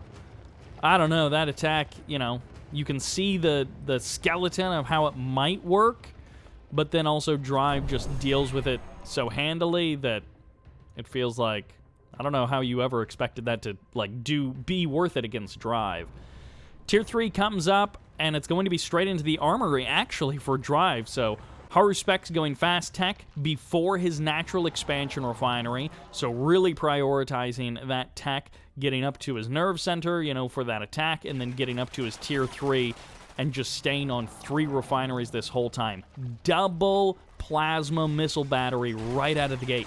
And an engineer. Wait, what is this? What is he doing with this engineer? Is this actually a safety engineer? Are you kidding me? He's got a safety engineer. haruspex has got a safety engineer hanging out next to this tier 3 so that if Firehawks or if some kind of attack shows up from our GDI player, that he can save his tier 3 because that is how dependent on this tech he is. All right, it's going to come down to the defense. Can he hold off this army long enough to get his tier 3 plan in action? Mechapedes, tripods, or maybe he's building to an Eradicator hexapod, but he's got basically nothing on the ground to stop this army. 2 Gunwalkers, 2 Seeker Tanks. There's the wormhole to slow things down, or the shield to slow things down, as he's going to get mined, and 1 Harvester has been eliminated. A second falls. The Storm Column is here. 3 Harvesters going down potentially as this guy drops below half health, and there's going to be the Shard Launcher upgrade. The first tripod, the second tripod step forward onto the map, and they're finally going to be able to close the distance, but is this too much GDI? The first tripod falls. Drive keeps up the aggression, and he's pressing in. 2 Gunwalkers targeting down Harvesters on the left side of the map, but that's such a silly attack by comparison. Drive is here to kill. He says the semifinals are mine, and he's going to be coming for green 0 next. The economy may not survive this attack, but maybe Haru will have just enough units to justify staying in this game. Drive pulls back. 1 Harvester surviving for now. With a little bit of health there, not much to show for it. Secret Tank going to get eliminated as it tries to give chase to this GDI army. The transition into Hammerheads has happened. This Gunwalker going to get targeted down. It's so cute, the attempt of 2 Gunwalkers to kill Harvesters. Meanwhile, on the back foot, Drive double expanding, a 3rd and a 4th base coming up at the same time, switching into aircraft and loading up those Hammerheads to kill off these tripods. What you gonna do when your entire anti-air division has been completely demolished? Secret Tanks coming in. Even with the Shard upgrade, the Gunwalkers and the Secret Tanks are not enough. A Shard Mecha, no, a Disc Mecha here to get the kill and push back these Hammerheads. All right, you've defeated the smallest portion, perhaps, of Drive's army. Drive, it looks like, is not necessarily looking to let up on the aggression, and why would he? He's taking 2 bases behind this. If he keeps Haru on Haru's side of the map, Drive just gets to power up on 4 bases, basically for free, do anything and everything that he wants. Every moment that goes by, he gets more and more Tiberium. His army grows, and his tech expands even further. Hammerheads coming up more and more in the north. Haru may expand down to the south. He may try, but it may cost him his entire main base. 2 Mechapedes are here. The GG gets called. And once again, before the final fight actually happens, Drive gets the win. A clean 3-0 and a fumble from Haru. That will do it for this series. Drive advances into the semifinals against Green 0. So it may be a GDI mirror matchup once again on the north side of the bracket, but we have 2 more quarterfinals to get to see who will be advancing on the southern half of the bracket and ending up in the finals against either Drive or Green 0. And that brings us back to Winter Meltdown for the third time this quarterfinals. Another best of 5. And let's say this one also has a pretty clear favorite. But playing as the yellow nod in the top right-hand corner, this is Kauz-IV. Maybe a Smurf. Maybe that guy is also played under the name Drunken Master. So maybe that name means something to you. But either way, I did not recognize any of the names by this guy. Meanwhile, in the bottom left-hand corner, a fan favorite, and some people love to root against him. This is BikeRushOwnz. It's always funny when someone is disliked purely because they win so much. Now, in previous years, BikeRushOwnz has maybe had some personality problems. He's maybe been a bit of a person that you could have some bad run-ins with. But there's a whole crop of people who are just viewers who just don't like him because they feel like the games are always boring. Now, of course, BikeRushOwnz is not unbeatable, but this guy, Kauz-IV, I am not so sure that he is the one to take a best of 5 off of BikeRushOwnz. If there is a quarterfinals that has a strongest overdog, underdog kind of setup, it is going to be this one. But let's see what Kauz-IV is able to do. He's got 3 bikes here, which is not a lot of pressure, but it's just enough that if you're careful, you can do some damage. BikeRushOwnz is going to pull the first harvester back. Watchtower in a great position to be able to get pretty good coverage of these harvesters. Second harvester getting pulled off the line. A little bit of lost mining time. And 5 harvesters! No defense at all. Not even another watchtower queued behind this. He packs up his MCV, and he is heading for the hills. It's going to be Pitbulls after establishing his 5 harvesters. And in this particular case, he takes a bit of damage on his MCV, and it looks like the Pitbulls are going to be able to chase away these bikes. Another swing at the MCV, another chunk of damage, but we're still in like that 90% kind of area. He hasn't lost a ton of health off of his MCV. Refineries are up, but the 5th harvester, I think, just emerged from the war factory. So the position that these two guys are in is Kauz-IV delayed his economy to get out that aggression. BikeRushOwnz is blazing ahead with his eco, and, well, they're equalizing, but all things being equal, you gotta be scared of Bike Rush. We'll see.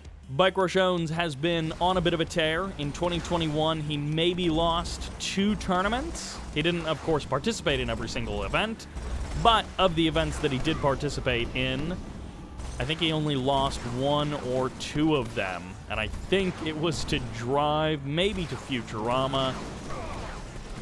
So Kauz-IV has a lot to live up to, and coming into this event, obviously, all eyes are on Bike Rush as a favorite to win it all, to take the first place prize. And it's not a race for second, but when Bike Rush is in it, you have to be wondering if it is a race for second.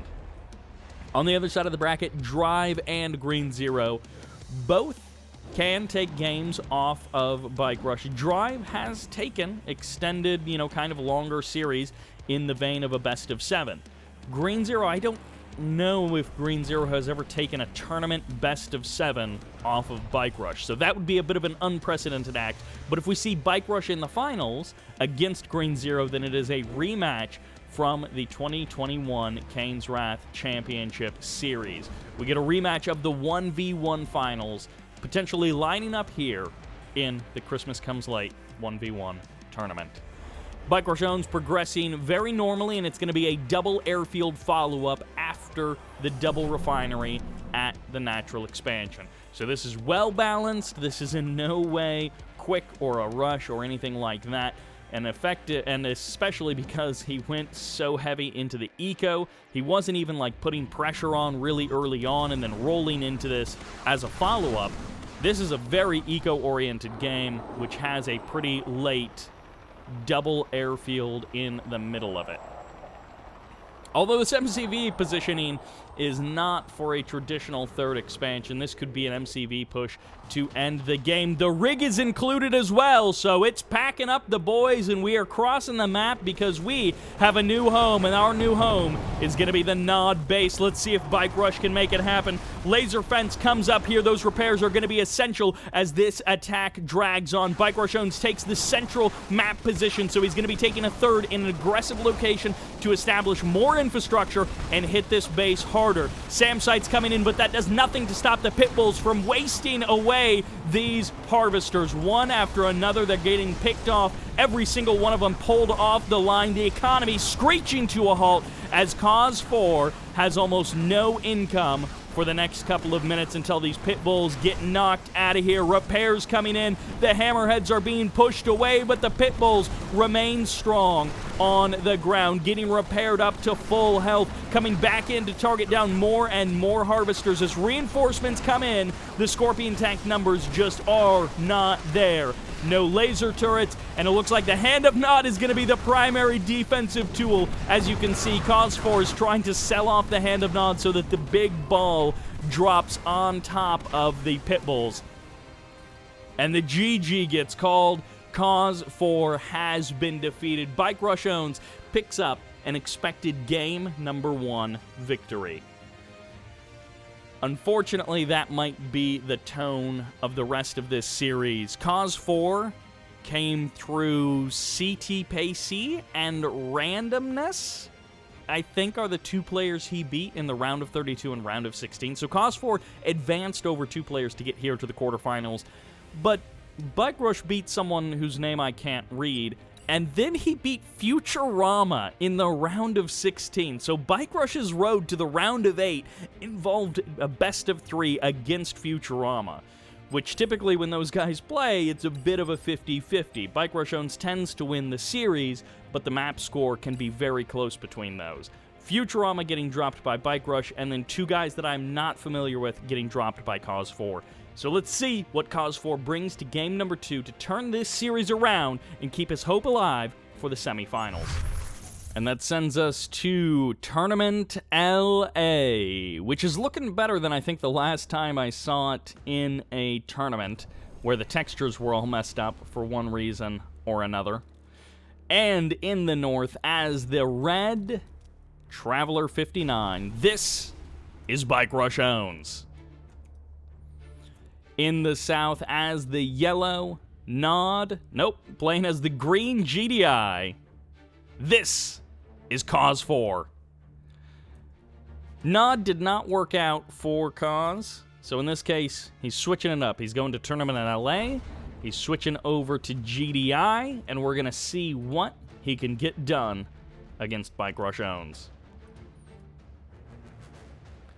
If he's looking to play a straight-up macro game, especially if he's looking to go late game as GDI, GDI's super strong late game, would not... you can't fault Kauz for wanting to play GDI and play towards the late game, but it just feels like it's not going to work. If you want to play late game versus BikeRushOwnz, he's like, one of 8 players who has the most experience in 1v1 late game. It doesn't seem like a good plan. It feels like you need something different. You need some sniper builds. You need some things that BikeRushOwnz isn't going to have seen, which is, basically impossible.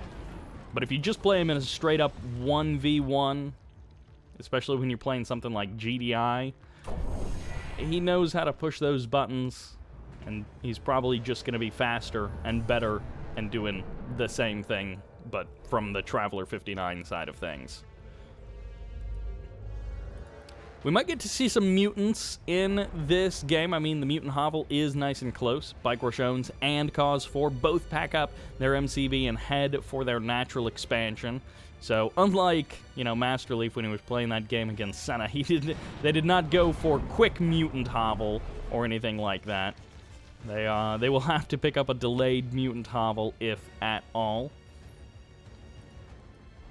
Third bases can be super weird on this map with the split. Your natural expansion is nice and close, but then if you're Kauz-IV, You have to kind of drive north past this little plateau. It gets kind of weird. It gets a little funky to get that position. And then occasionally we do see more of a north-south split where Kauz-IV would actually take this field over here, and BikeRushOwnz would take that field. But I feel like this game may not get to a full-blown 3-base kind of situation. BikeRushOwnz keeps an eye on Kauz-IV. Just the scout with the gunwalker to to confirm, what exactly are you doing? What have you got planned? Is there anything weird? Really, I think he wants to see, is there a double airfield? Is there a fast attack? Is there something strange? Do I have, you know, a bunch of zone heads coming my way? Is it gonna be, ooh, it's fast legs as well, on the Bike Rush side of things. BikeRushOwnz sends the gunwalker through. He gets the perfect scout. He knows that, okay, this is just like a straight-up normal game, and everything is progressing as normal. Blue tib in the middle of the map. Looks like it has been grabbed already, perhaps by Bike Rush. Maybe he got a sneaky load of blue Tiberium. Secret tank's getting pushed back. Kauz-IV, he's managed to find a little bit of value, but the fact that he doesn't have good vision on these fast leg descents in the corner. Oh, that's only 3. Huh. BikeRushOwnz only built like 7 fast leg descents in this whole block. Okay, he built a couple of extra, but he kept them at home. One APC goes down. The descents have been spotted at least in the north, so Kauz knows that there are fast leg descents and that they might be heading his way. He may not know exactly where they're coming from. The APCs pull out of the main base, and this could be trouble. BikeRushOwnz is starting to move out on the north side of the map, and this might just open up an opportunity in the south. The main base gets harassed, and BikeRushOwnz is going to find himself one harvester with ease, a second harvester nicely done, and an APC is going to be the consolation prize. The lightning spike preserving the vision, preserving this attack, and keeping a little bit of strength left alive after these descents get cleaned up. APCs pulling to the north. Command post is here. AP ammo is about 80-90% of the way done, so eventually these APCs are going to be a bit stronger. This lightning spike getting even more damage done against these harvesters. BikeRushOwnz starting to work away at those harvesters, and AP ammo just finishing before this engagement, so this is as good of a shot as Kauz is going to get. But honestly, a bunch of APCs attacking this late in the game doesn't feel like a super solid strategy for how you win this game. Maybe if there were railgun Preds mixed in with this, or like somehow a ton of rockets, I don't know. But a single just group of APCs roaming in here doesn't feel like a game winner to me. Area Mine Control captures 3 of those APCs, maybe a pit bull as well, as the lightning spike keeps up the attack, eventually going down before the shock troopers come in and go for another harvester kill. BikeRushOwnz is not even letting Kauz-IV harvest the entirety of his main base Tiberium field. Instead, he's going to have to slowly harvest it away with just a bit of that, with just one harvester left. APC drops the mines for BikeRushOwnz, gets the kill there as the Prodigy manages to skate away for the current moment. Eradicator Hexapod on the way, about 25% of the way done. And Area Mine Control grabs 2 additional APCs, one of them low on health. And BikeRushOwnz is going to mine the APCs and then suicide them. So BikeRushOwnz gets the kill on every single attacking unit that Kauz-IV has. And you have to hand it to Kauz-IV. He is not throwing in the towel. This game has not gone as he would have liked, but he is sticking it out, and he is actually trying some stuff. He's not just like, you know, sitting in the game as if he's me and doing absolutely nothing. Although another lightning spike does get placed down. MCV gets delayed for just a moment, and I think that was sort of a scouting lightning spike where BikeRushOwnz wanted to see exactly what the tech was.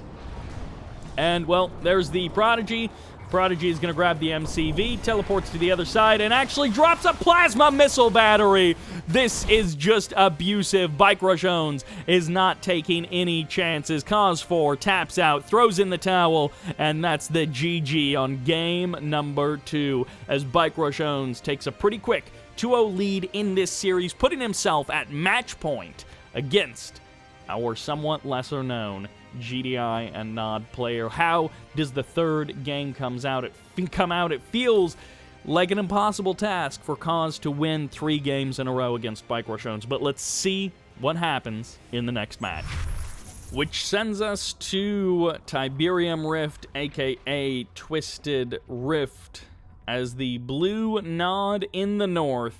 Down 0-2, he needs your cheers. This is Kauz-IV. And on the bottom right-hand side, he is playing Scrin, he's playing red. This is BikeRushOwnz. Sometimes BikeRushOwnz shows up and he does some goofy stuff, you know, he tries some unusual strategies, kind of fooling around. But in this particular case, it feels like he is here to win. And maybe Kauz-IV is a guy that BikeRushOwnz has played against, and BikeRushOwnz knows that if he gets a little lax, if he doesn't keep up the pressure and keep up the aggression, that Kauz-IV will be able to take a win. So BikeRushOwnz might be playing to the max just to make sure that he doesn't catch an unintentional loss. But it doesn't feel like BikeRushOwnz is, you know, playing around. It feels like he's here to play, he's here to win. And I think next round, when he's going to be going up against either DuneTiger or Senna, he's going to have to bring a little bit more power. We'll see. So far, nothing too bizarre. Lots of scouting buzzers. He's keeping an eye on Kauz, and he wants to see, is this guy going to double War Factory me? But no, the refinery gets placed on the south side. It is a couple of buggies right out of the gate for the anti-scout, a bike as well from Kauz, so he's not going maximum harvesters all the way. Harvester's being added on now, so he's up to his 3rd harvester after his 2nd refinery. BikeRushOwnz, I think, is just... Oh, he has something paused, I think. Yeah, he has something paused at like 25%. First bike is putting on a little bit of pressure. BikeRushOwnz is going to have to deal with this bit of a bike rush. If this was 2 or 3 bikes, I guess it would be hitting a couple of moments later, but it would have had a better chance at actually killing off that harvester. As it stands, BikeRushOwnz drops a power plant just to get his production back online full steam ahead, and then moves his MCV out to the natural expansion. Back at home, looks like Kauz is looking good. He's heading for his natural. BikeRushOwnz gets the re-scout, so he confirms everything that he was thinking before. And he's like, all right, this guy is not trying anything too crazy. He's just going for a pretty normal eco kind of game. BikeRush drops a portal in between his main and his natural. We'll see what that's about. Could just be for a couple of defensive descents. He's playing regular Scren, so he doesn't have fast legs or anything like that. No cultists to speak of. And on the Kauz side of the map, we'll see. The big indicator is, does he just go double refinery here at the expansion, or does he add on a 2nd or even a 3rd war factory to try and boom his war production, his war machine, before he booms his economy? In this particular case, it's going to be refinery first.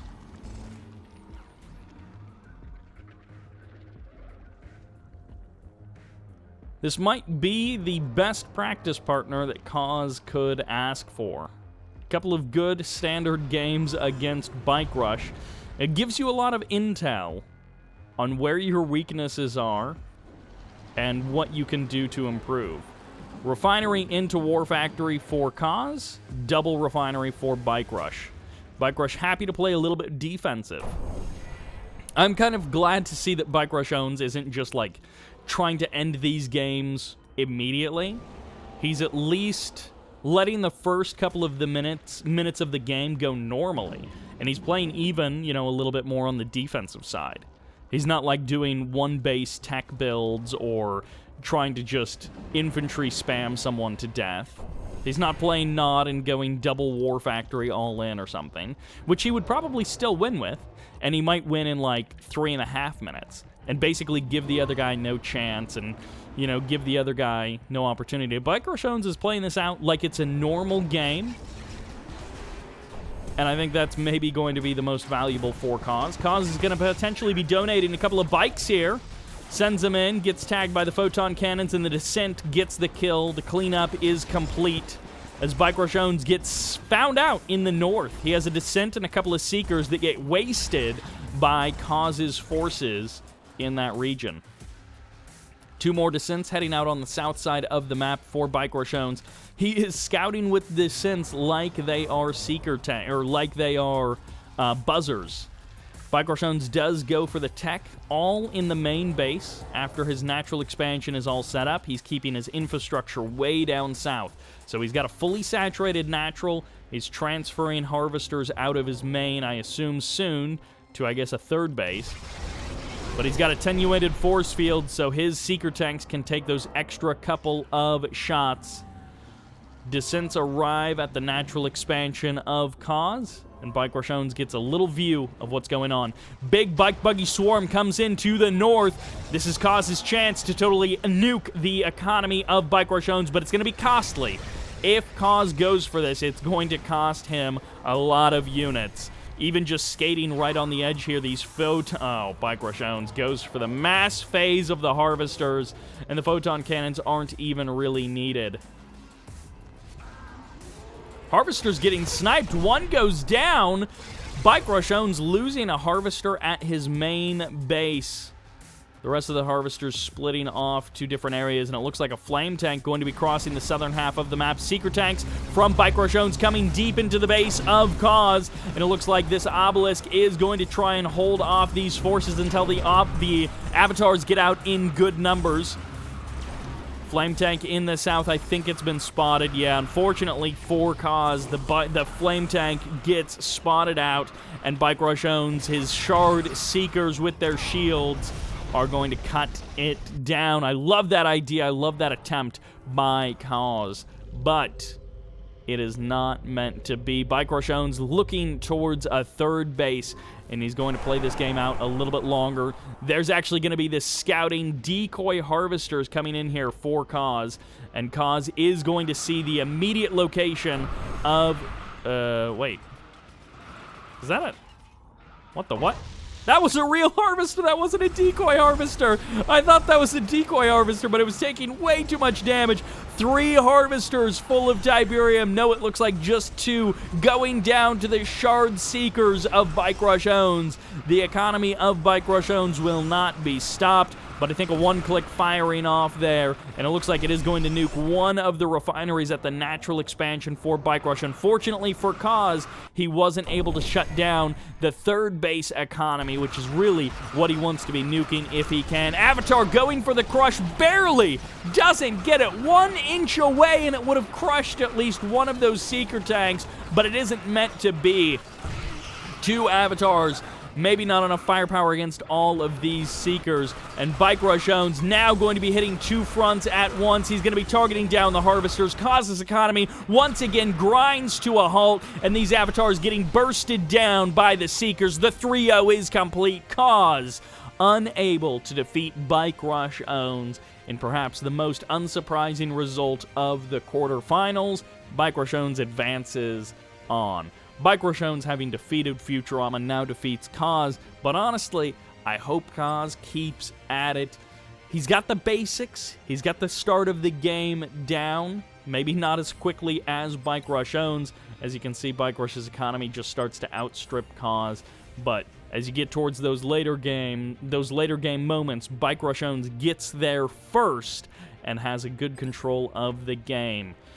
And, well, when you play into that tech style as Skrin, you do have a lot of DPS from those cheaper units, and that can be a difficult thing for people to deal with. That'll do it for this series. We have one final quarterfinals that we are going to be jumping into to round out this video. Quarterfinal 4 of 4 takes us once again to Winter Meltdown. Perhaps the last time we will see this map in this tournament. In the northern position, spawning as the frigid yellow marked of Kane, this is Senna. And as the glowing warm orange Traveler 59, but in the freezing cold bottom left, this is DuneTiger.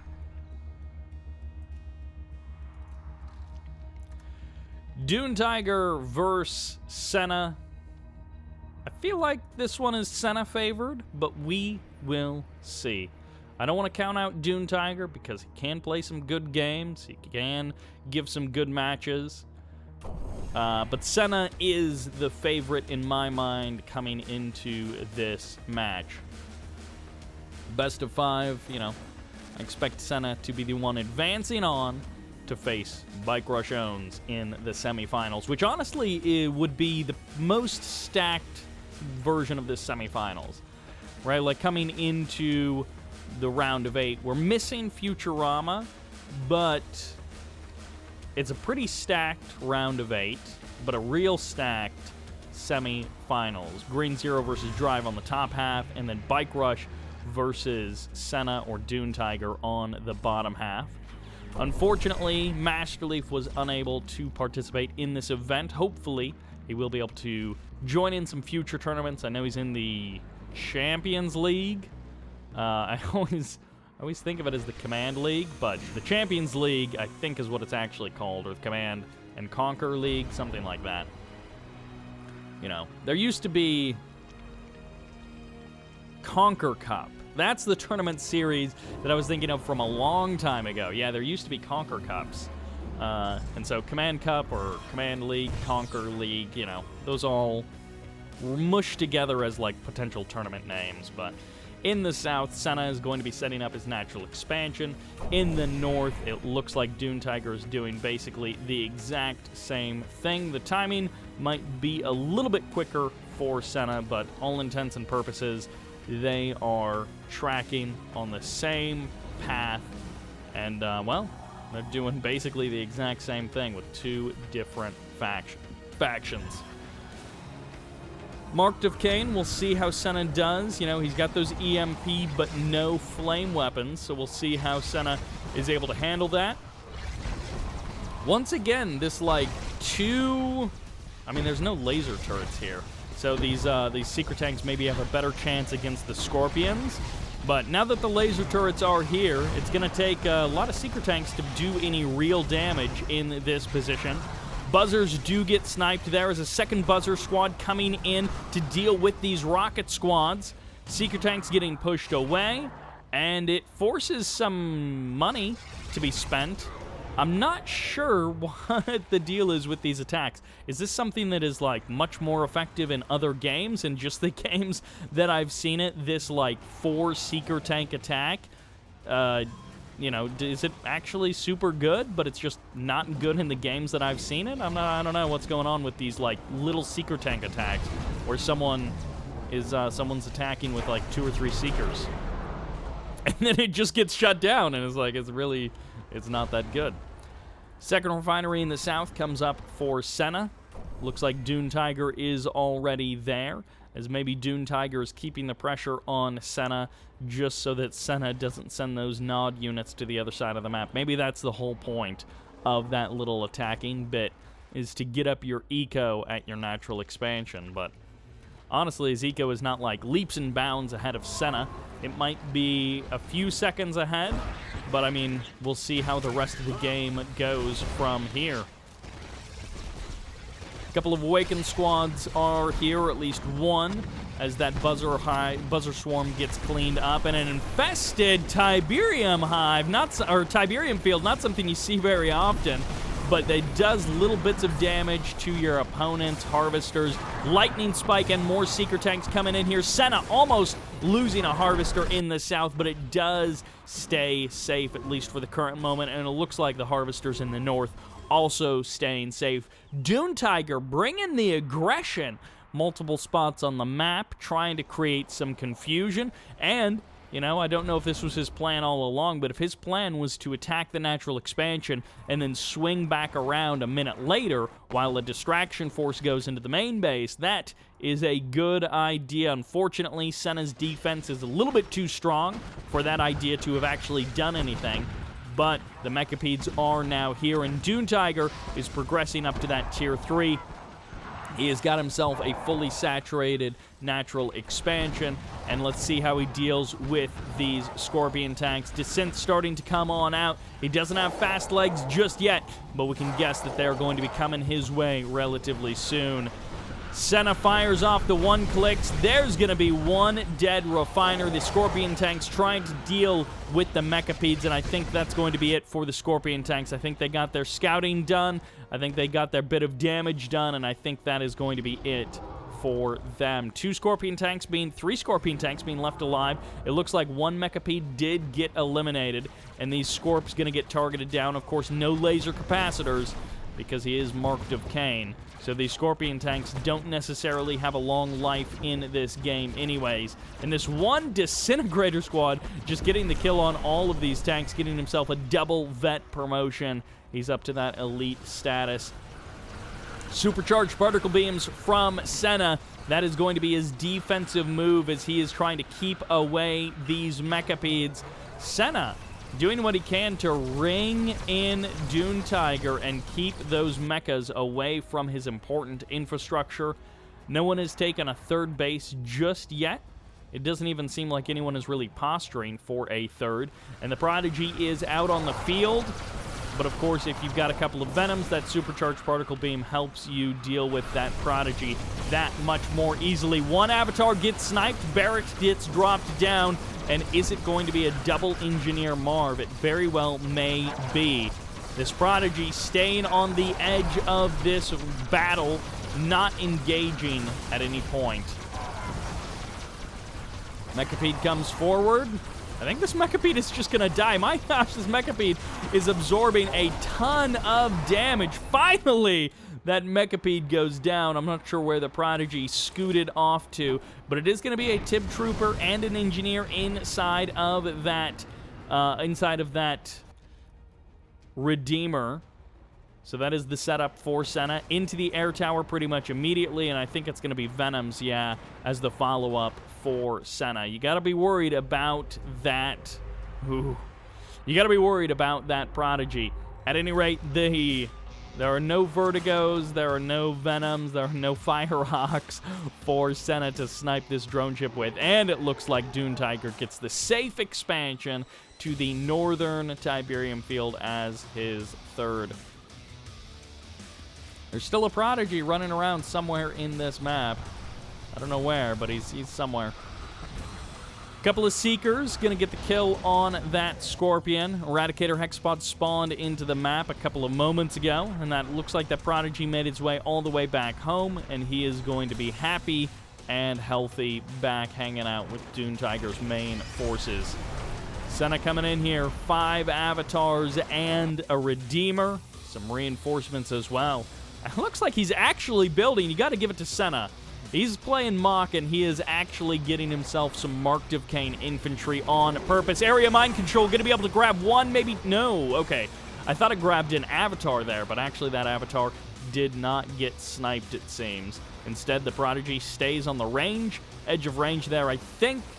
DuneTiger was trying to get the EMP. He was trying to get the Awakened squad and then EMP something and cause some real havoc. But ultimately, it didn't quite work out. Rage Gen, I think, about to fire off. There's going to be the blink forward by the fake Redeemer. And there's the Rage Gen as everything targets the ground. The focus fire, or the force fire, rather, by DuneTiger is good enough that he avoids Senna's Rage Gen from really causing any problems. Refinery in the middle of the map. Follow up with the Secret Shrine as well. I assume Cybernetic Legs is going to be the upgrade. I guess he could be going Tib Infusion, but... Oh, Awakened, regular Awakened don't get Cybernetic Legs. I was thinking all of the infantry did. Well, not the Militant Rocket Squads. They don't get it, of course. Losers. Disintegrators, they've got the fast legs, and the fast legs are here for both players as Senna comes forward, but he's going to lose a couple of his Tib Troopers to those cultists. EMP lands on the Eradicator Hexapod, but the entire army gets slowed down as it looks like some area mind control might be causing some problems for Senna. DuneTiger retreats from the front line. Enlightened Squad's way up here. They catch 2 of the tripods with that EMP, but the Prodigy turning its forces against Senna. Senna is going to have some trouble to deal with that mind control, doing what he can to keep on the edge, but DuneTiger is just farming this army for money. DuneTiger doesn't have much in terms of actual ability to kill Senna, but he's doing what he can with his EMPs firing up. Senna EMP in his own units, or rather DuneTiger using Senna's units to EMP Senna's army. There's the blink backwards by that Eradicator Hexapod. Meat Grinder is the name of the game, but no, it's not enough. The Eradicator Hexapod goes down, and DuneTiger is simply getting overwhelmed. No real hope to stop this army. His only hope in delaying it is the mind control, and he's got maybe enough of the avatars now that he can actually stop this Redeemer. No, the Redeemer will 1v1 the avatars, and eventually DuneTiger's mind control does fail. Not enough Venoms, I guess, with all of this anti-air on the ground for DuneTiger. He's clearly trying to stop the Venoms from being able to play in this game. He's trying to stop them from rushing in here and getting the kill on all of these cultists. EMP gonna be locking down the Redeemer, and DuneTiger is trying to pull a win out of nothing. Senna is actually going to be losing his Redeemer. The EMP, the lockdown, there just wasn't enough here for Senna. The mind control actually did it for DuneTiger. I thought Dune had run out of steam when that Eradicator Hexapod broke, but he's actually managed to hold on again entirely because of that mind control. The plasma missile batteries are here, and they are here to push away these Venoms. Senna has not been beaten yet. He's not out of it just yet, but he was so confident that he was going to be winning with that push that he never got a second refinery at his third base. He never actually established any follow-up income, and now you can see he's long-distance mining in mass in the south, sending all of those harvesters to work at that field down there. DuneTiger has actually pulled this game back from the brink. 3 tripods and 1 mind-controlled avatar trying to hold off the forces of Senna. More cultists are here. DuneTiger brings his drone ship into the sky. Is he actually going on the offensive? I assume he's retreating with that drone ship, but maybe he's going to try and push further forward. It's just slowly all about the mind control, and there's 2 avatars on the side of DuneTiger, but the EMP is on the side of Senna, as Senna just doesn't have much on the ground to actually kill the EMP'd army. Mind control and engineer captures to turn these avatars to DuneTiger's side. The MCV falls, and Senna's army has collapsed in on itself. Senna's going to try and buy time. The Redeemer 80% of the way done, or nearing that. EMPs are going to be the name of the game. Gunwalkers, the mobile anti-air, but DuneTiger continuing to grab more and more of those walker husks. Every walker that goes down and is claimed by the engineers is one less mind control that needs to be utilized. The Redeemer is here. The refinery is getting targeted down. The Rage Gen fires off, and the phase may actually save these avatars and some of these units, as the tripods and the avatars were not given their force fire command soon enough. DuneTiger sets up on the other side of the lake. He snipes the husk. He calls the retreat, and DuneTiger survives Senna's Redeemer for at least another day. Decoy army, I'm not sure what that was. I thought the decoy army was being utilized by Senna. DuneTiger turning this into a real match in a way that I was not expecting. He also drew random, so he played random. He was not planning to do this Traveler 59 mind control nonsense against Senna. It's not like his plan going into the series was like, I can only win if I play Scran and I get this mind control stuff going for me.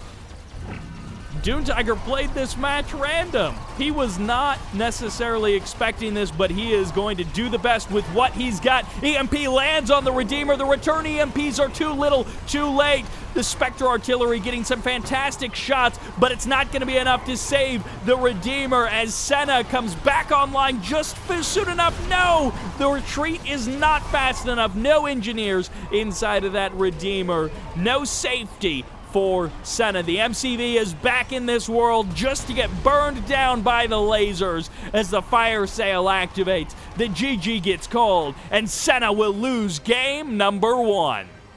DuneTiger bringing the pain.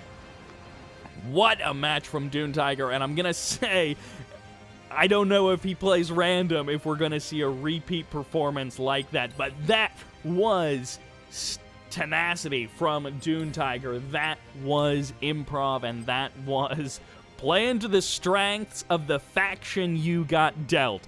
If you play random, play to the strengths. That's exactly what DuneTiger did, and he has a chance in this best of 5 against Senna to advance into the semifinals against BikeRushOwnz. Let's see what happens in game number 2.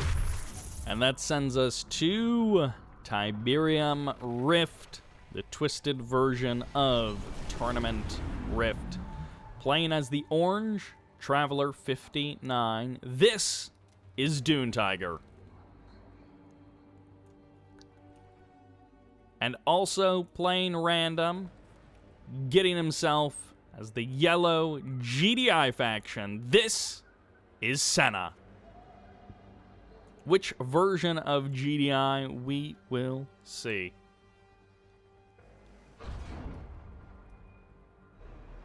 Straight up GDI. All right, so Senna is going to be playing just normal GDI. No variants. But getting himself some random action. And coming out of that game number 1, I have to imagine Senna is not feeling great about playing against Traveler 59. But I also have to imagine that we're going to see some adjustments made. I imagine the use of hammerheads is going to be very important to Senna.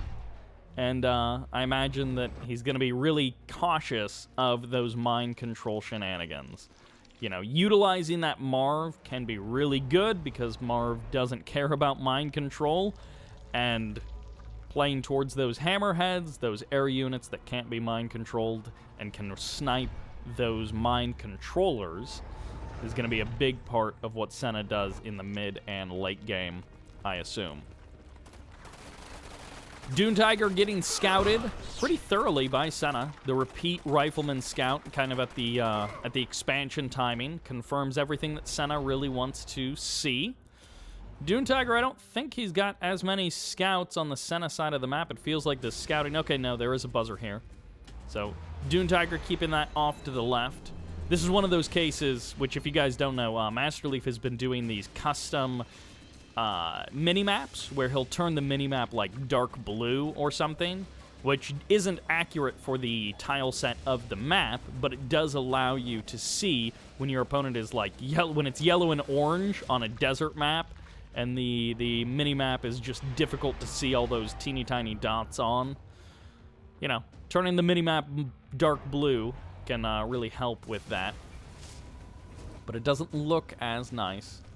And DuneTiger goes straight into the nerve center, into the stasis chamber as well, as he is looking to get his natural expansion up and running, but a big delay in the timing of that natural expansion compared to Senna. The cultists are here. DuneTiger says, I am going to play to the strengths of this faction. Fast Leg's about to finish up. There's the speed boost. You got to see it activate right there. And even a Corruptor included in this attack. What are you doing, DuneTiger, you madman? He is going to just try and tear Senna apart piece by piece. AP ammo is on the way. Hammerheads might be the next thing for Senna. It depends on if he's predicting this. Yeah, okay, so there's the airfield immediately. A safety airfield, perhaps. And the Pitbull Scout confirms everything that Senna needs to know. And this is now kind of on even footing. Senna was in the dark up to a couple of moments ago, and now he's got a good idea of what is going on. And this is going to be a tough hold for Senna, but if he can get past this phase of the game, he's going to have a really good setup against DuneTiger. 2 Predator tanks getting grabbed, and Senna is in a bad start to this engagement. But only 2 cultists are here at the current moment. Gunwalker's going to immediately start targeting down that hammerhead. 1 hammerhead down as a 3rd cultist shows up, and he might, if he wants to be cruel, go for the harvesters even. 1 cultist dives in, but it gets eliminated. AP ammo hasn't even finished, but just now it comes online as both of the watchtowers expire, and it looks like this hammerhead is going to finally get its opportunity, but no, it gets sniped once again. The watchtower is the only anti-infantry tool that Senna really has on the front line. Finally, all of the cultists go down, but all of the hammerheads get eliminated. The harvesters are the only thing that has survived this chaotic action here at the natural expansion of Senna.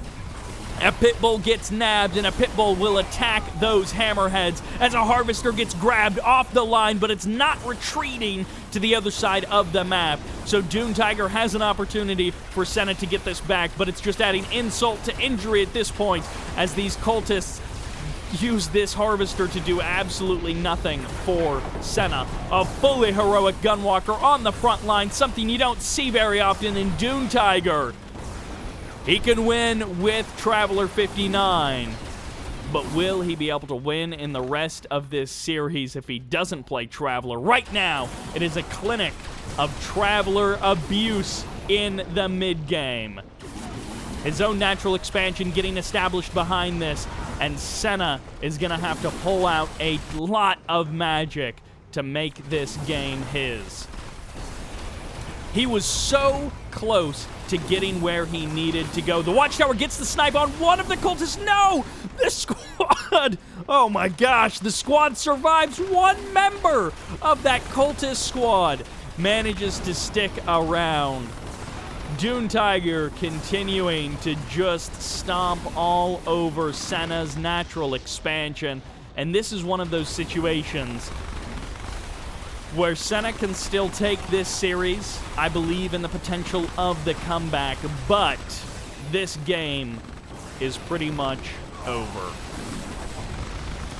This harvester is here, not even being sent to a refinery on the DuneTiger side of the map, but that will do it. DuneTiger takes a pretty convincing 2-0 lead against Senna.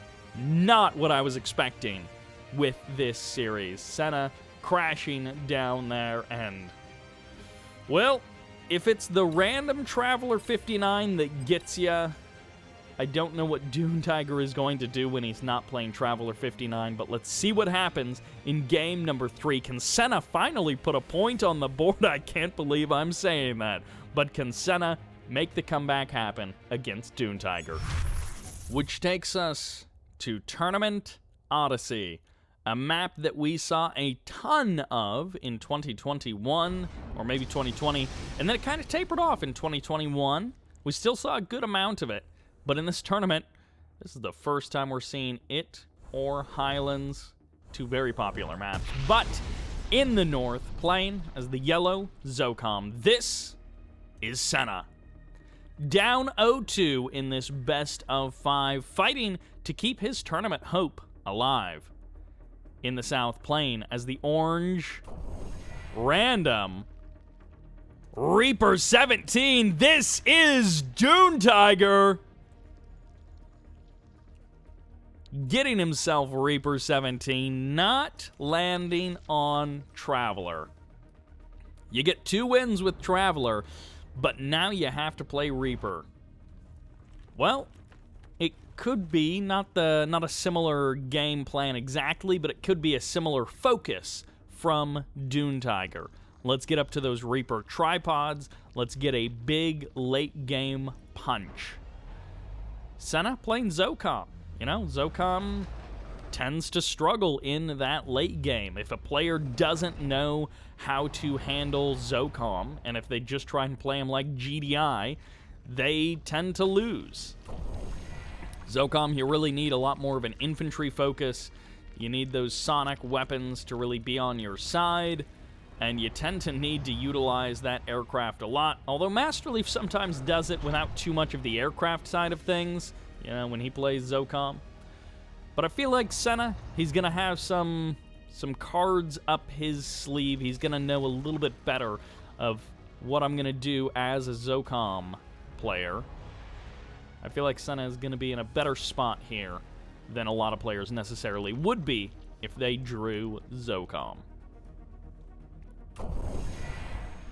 All right, DuneTiger, you got your 2 wins. Let's see if you can follow it up with a 3rd.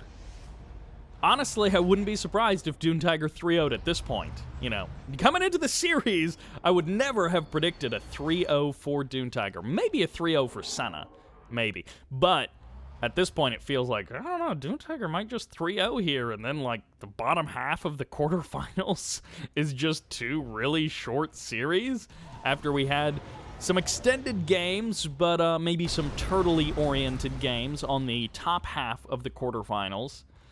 You know, this could just be kind of a short, awkward second half. DuneTiger pushing up with a couple of Seekers. There's the repair drones. They are here. Double watchtower to try and defend these harvesters. And I guess maybe this is where the attack works, when your opponent only has watchtowers and riflemen. A couple of rocket squads being added on. No tip field suits just yet, but Seeker tanks don't do a great job at killing rocket squads, so he's got that much going for him. Harvesters pulled off the line, but half health is sort of the limit for what those Seekers can do. Oh, okay. I thought for a moment the Seekers were going to try and head back in and go for a second hit, you know, swinging around the north side to try and pepper these harvesters. But no. At the meantime, DuneTiger, he's got his nerve center up and running. We saw some dev tanks coming on out. He doesn't have his second refinery at his natural just yet, but he does have that war factory there. He's got a nice setup, and, well, it looks like DuneTiger is ready to explode into the mid and late game. Charged up dev tanks can burn through a lot of GDI war factory units, and that is something that we have seen happen again and again.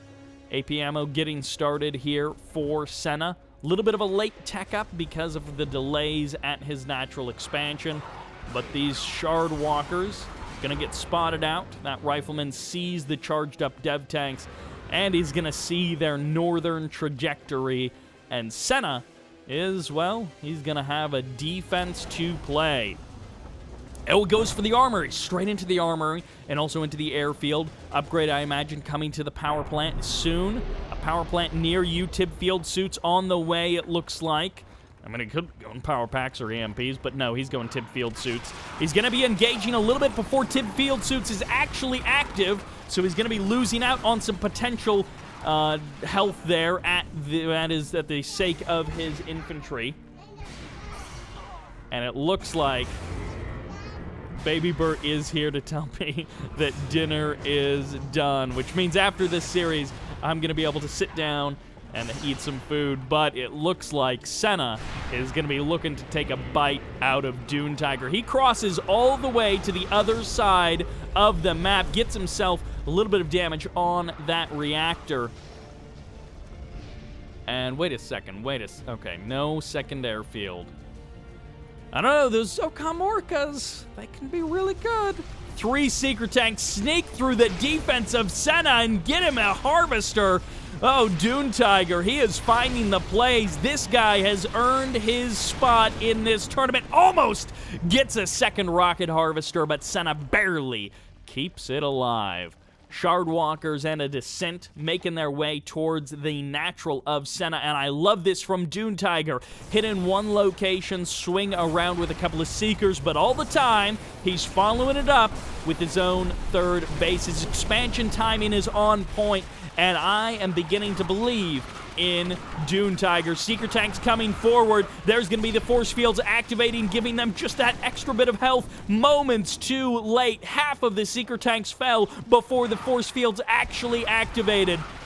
There's going to be the stasis locking down the tier 3, locking down the command post, shutting down the production of Senna.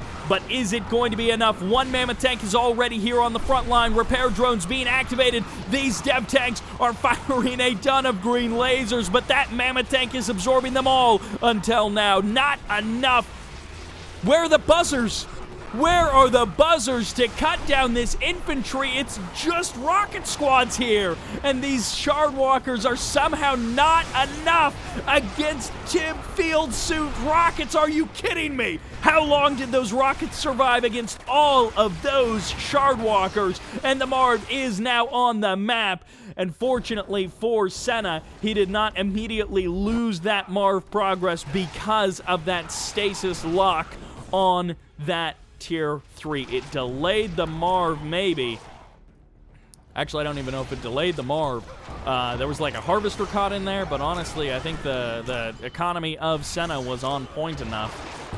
Finally, buzzer squads dealing with those rockets. I think DuneTiger really underestimated how... Oh, this could go really bad for DuneTiger, all in a couple of moments. These dev tanks getting pushed back.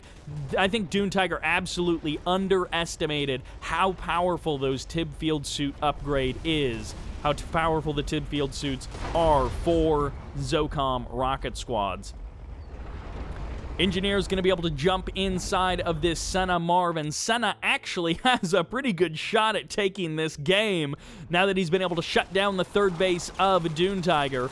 For as much as I thought it was cool the way DuneTiger was progressing his game, he actually didn't get very much done over at his third base. While this entire engagement was happening, he was not able to get a big boom in third base, a big follow-up army. I mean, he's got like a couple of Reaper tripods, but he really is not in the situation that I thought he was going to be in heading into that mid-game attack.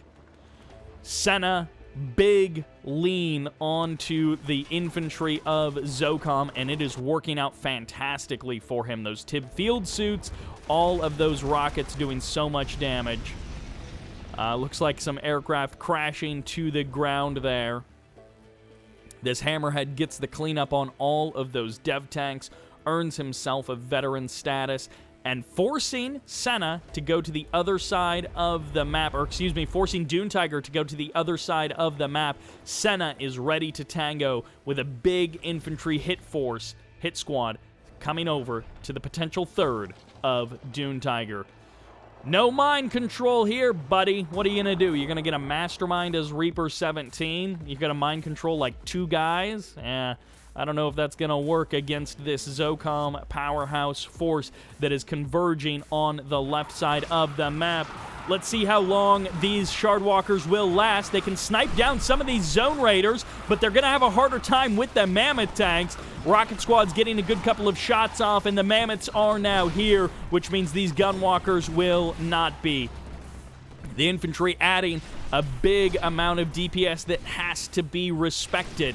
If you just tried to focus on the Mammoth tanks, the infantry would eventually overwhelm you. The MCV gets targeted down. DuneTiger falls apart here in game number 3. His last hope is these Reaper tripods on the right side of the map. He can hope to initiate a base trade, but honestly, that's not really in the cards for Senna. He's not so far out of position that he's forced into that situation. He can commit to it at this point, but he can also turn around and deal with these Reaper tripods if he wants. Senna is the one who marvisted an entire field on the right side of the map and has a third field under his control on the left side of the map. The Gunwalkers go down. The Shardwalkers with their blue upgrade not even activated. And now this is going to be 4 Reaper tripod husks waiting to be captured by Senna at his natural expansion. DuneTiger has been defeated. Senna finally puts a point on the board and keeps his own tournament life alive. Senna, Zocom versus Reaper 17. The infantry focus killed DuneTiger.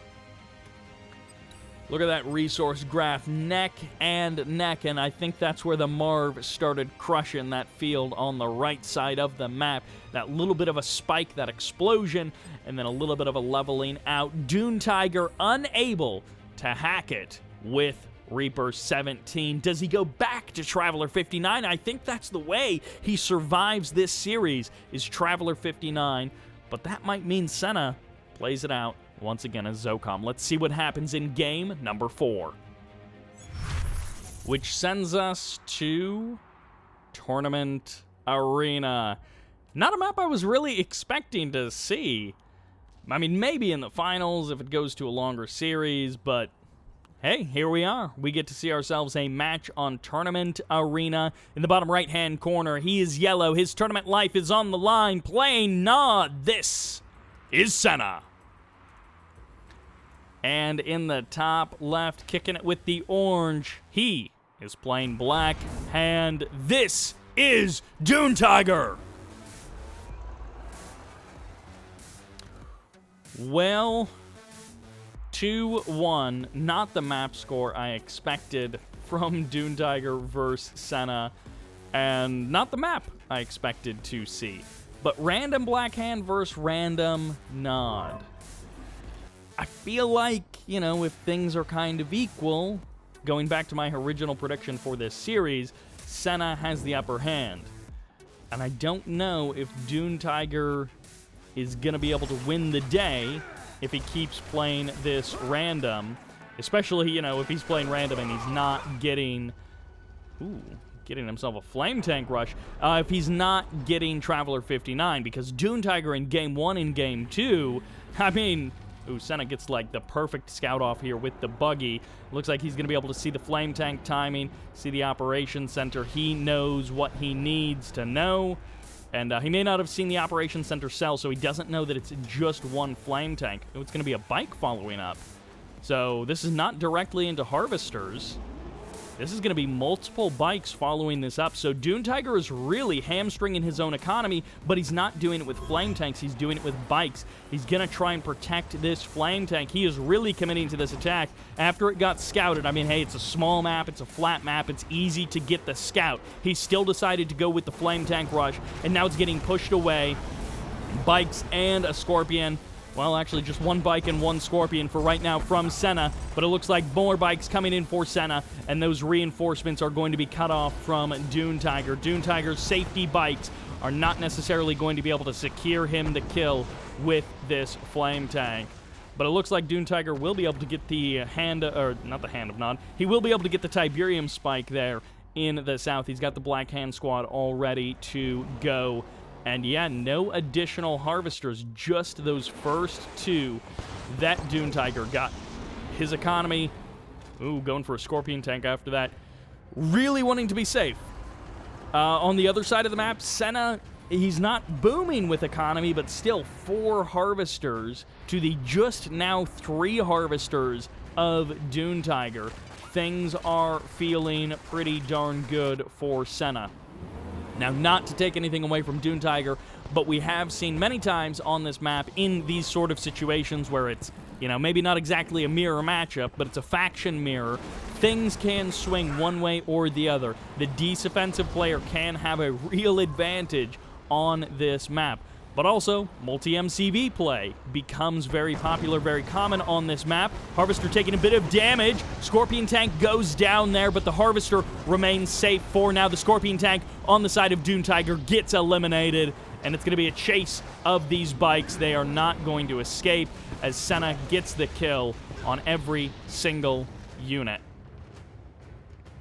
DuneTiger establishing himself in his main base, but look at this. Senna's literally watching over this field as DuneTiger spawns his first expansion refinery, and unfortunately for DuneTiger, he is just, he's playing from a rough spot here in game number 4. He had a chance to potentially seal this series up, lock it down, and it's not over, but it is slipping away.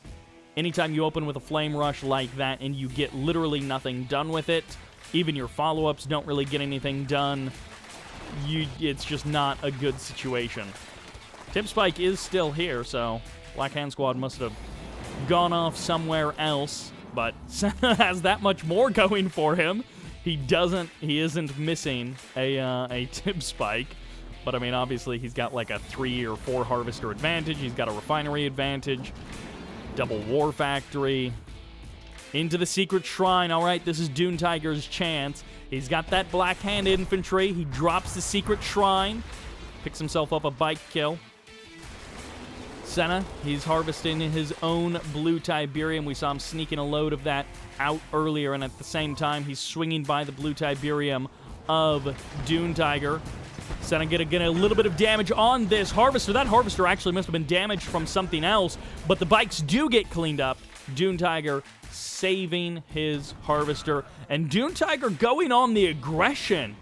This seems a bit much, but we'll see. Maybe he's going to be able to get something done. A couple of buggies are here. This might be enough rocket squads to just overwhelm these buggies with the reinforcements, but the Scorpion tanks are coming in for the crush, and that's going to be a bunch of dead rockets, even with the Black Hand squads spawning in as those Black Disciple upgrades finish, and that will be the end of that little push from DuneTiger. Okay, he's just got a couple of Confessor Cabals standing on Tiberium. I was like, oh my gosh, is Senna hitting the other side of the map? But actually, Senna is going to cross the map, which takes mere moments on a map as small as this. Laser turret comes up, double hand of Nod production onto the front line, but it's going to be the crush. It's going to be the Scorpion tanks who are the heroes here for Senna, shutting down every single Black Hand member in those rocket squads as well. Everything gets knocked down by Senna. A Harvester gets sniped, and it looks like 2 Harvesters remain on the front line. Another laser turret and the sell-off of 2 hands of Nod. DuneTiger holds off the attack for now, but I think that's mostly because Senna didn't want to suicide all of his units. Senna could have stuck around for a bit longer. He could have just fed reinforcements into killing Harvesters, and he may have actually gotten both of these Harvesters down here, although it looks like DuneTiger is transferring every Harvester up from the north, so 4 Harvesters. He's now got a good ratio on his bottom field. The Black Hand Squad did eventually burn down that Tib Spike, it looks like, and he's maybe going to try and sneak in. If he burns down a bunch of power plants, maybe? War Factory gets sold off. Oh my gosh, if he got the Tier 3, but there's no way you killed a Tier 3 with a single Black Hand Squad. And actually, Dozer Blades on the Scorpions as well. It looks like Laser Capacitor is going to be getting added on. Also, multi-MCV and a Tib Chemical Plant all coming together at the same time. There's the Scout of the Buggy. There's a dead Refinery. 50% of the refining capability of DuneTiger just exploded. And this is a situation where the one click doesn't save someone. A one click, and a stealth field eliminates that entire infantry army, completely stopping the ability for DuneTiger to backstab. And this may be the final push. We got 2, 3, maybe even 4 Harvesters super low on health. The Scorpion tank swinging in, and these laser turrets are not nearly enough to stop this. Even some base defenses coming down from Senna's multi-MCV as even more Harvesters explode, and the GG gets called. DuneTiger will lose game number 4 and send us into the ace match. Random is fickle. If you want to play random, it doesn't always work out. And I feel like DuneTiger, he knows how to abuse Traveler 59. He can win games that way, but he is sticking with this random. And in this case, Senna's random Nod just completely outstripping DuneTiger, but that was because DuneTiger hamstrung his own economy to get that flame tank rush going, and it just did not do anything for him. That will do it for this game. Game number 5 awaits us on the other side, which sends us back to Tiki Turmoil for the second time today. In the southern position, playing as the orange Reaper 17, this is DuneTiger. Yeah, playing that random, getting that Reaper 17. But in the north, why, these are going to be fast leg descents as the yellow Traveler 59. Give it up for Senna! And this is it looks like how we're going to finish out this series. It's Game 5. Someone goes on to the semifinals. Someone leaves the tournament today.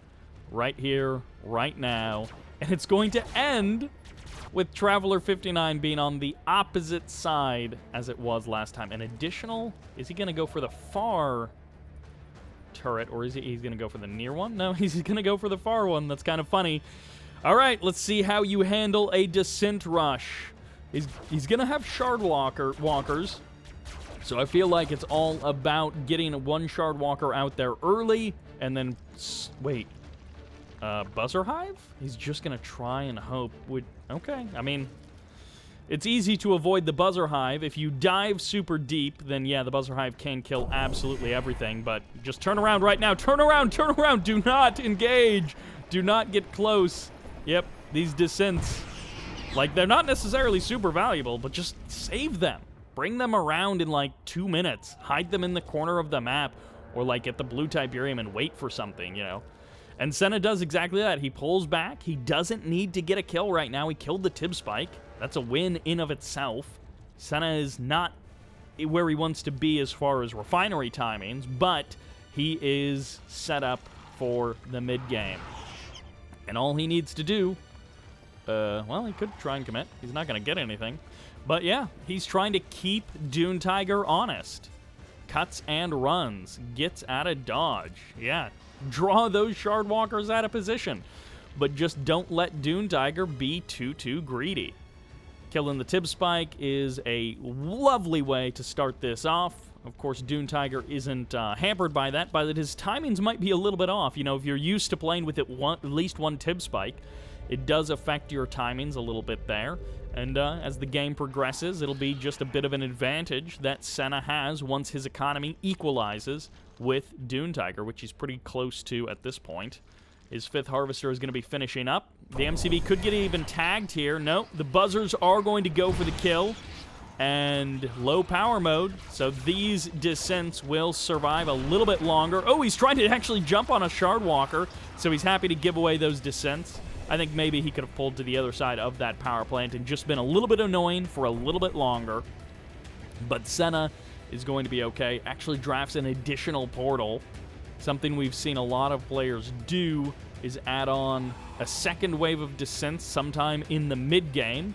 You know, a couple of minutes from now, you add on 10 descents maybe, and you sneak them around almost in the same way that a Nod player would use a bike buggy force to hit multiple areas at once. You can defend in one location and attack with your descents in another, or you can just use the descents as a second mobile attacking force while your, like, seeker tanks and your shard walkers or whatever, gun walkers, do the other attack. Photon Cannon's going to be the name of the game. I assume DuneTiger is about to add in some repair drones to this party. No repair drones means that this Photon Cannon has a little bit more staying power. Shard Walker is going to get pushed away. DuneTiger, his attack does falter a little bit here, and actually he's taking a bit of extra damage. One of these Shard Walkers may end up falling because of that, instead of DuneTiger just turning around and dealing with these gun walkers. Ooh, gets in range of the Photon Cannon, so one Seeker Tank is going to be going down, and DuneTiger starting to go fall apart just a little bit here. His attack falling kind of flat and then petering out in a way that is just not helpful. Bunch of desert maps also. Just kind of realizing, okay, it's into a fast tech. Not the fastest, but off of 2 refineries at the natural expansion, and before the second war factory, DuneTiger goes all the way up to tier 3. He is ready to go. Lightning Spike from DuneTiger at the blue Tiberium. This is a lot of gunwalkers by Senna. They're both going to have the opportunity to take this game. And I would not blame Senna if he played quite heavily into mind control tactics, the same way that DuneTiger did against him in that game number 1 and game number 2. DuneTiger goes up to Reaper tripods, and Senna is going to start to get that blue Tiberium, but DuneTiger is doing the exact same thing, and he is doing it for free. double War Factory Reaper tripods. And DuneTiger, he might be on the warpath. This might be an aggressive MCV move so that he can follow it up with a Storm Column. Yeah, DuneTiger is on the warpath. Maybe he wants to take this as his third base. We will see.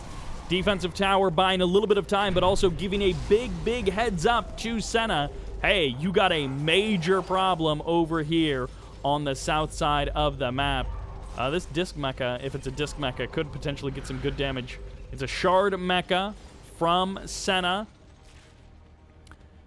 DuneTiger playing the Reaper 17. He gets himself the Stasis Shield. And it's going to be the Temporal for Senna. So we'll see how that works out for him. It's going to be the Warp Chasm. The Eradicator Hexapod is on the way, but this is DuneTiger's moment.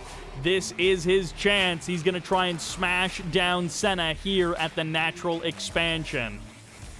His own Eradicator Hexapod may be a good ways behind this. The Storm Column is here. The repair drones are here. The attack has commenced. There's the slow field coming in here for Senna, slowing down almost the entirety of that army just as blue shards finish up. The reinforcements walking right into that slow bubble, but there's the stasis completely locking down that Warp Chasm, but he does not get the Tier 3, just the Warp Chasm on pause. No more production. The first harvester falls, and the temporal bubble is about to expire as these units cross out of it and leave its influence. The stasis also expires. No Eradicator Hexapod. It's just going to be tripod. Senna is going to hold the line here against the Reaper forces of DuneTiger.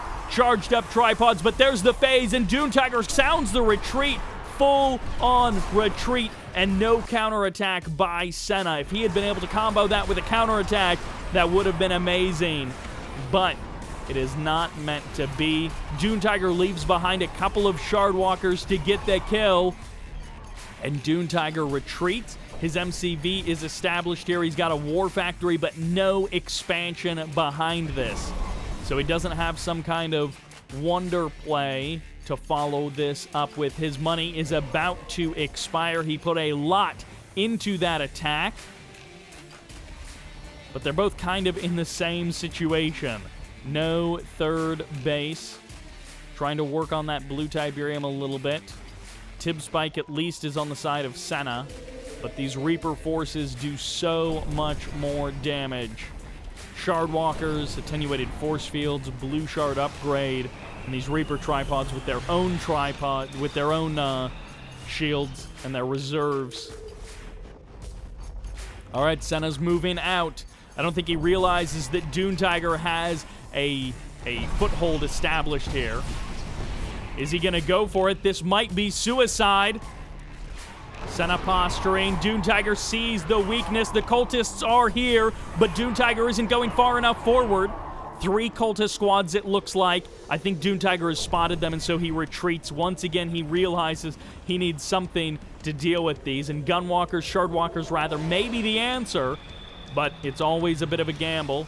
Cultists come forward, 4 of them here. Can they quickly cap some of these Shardwalkers and turn the tide? Shardwalkers getting targeted down. Reverse move, catching one of them. And the Shardwalkers are on the front line. It's now going to be down to the tripods. Instantly, the cultist gets sniped. Any reinforcements for Senna might save him. DuneTiger is going to burn through these tripods. The Storm Column comes down from Senna to try and hold the line. It's only 1 tripod left. The engineers are too slow. The cultists aren't here. And 3 tripods stand strong.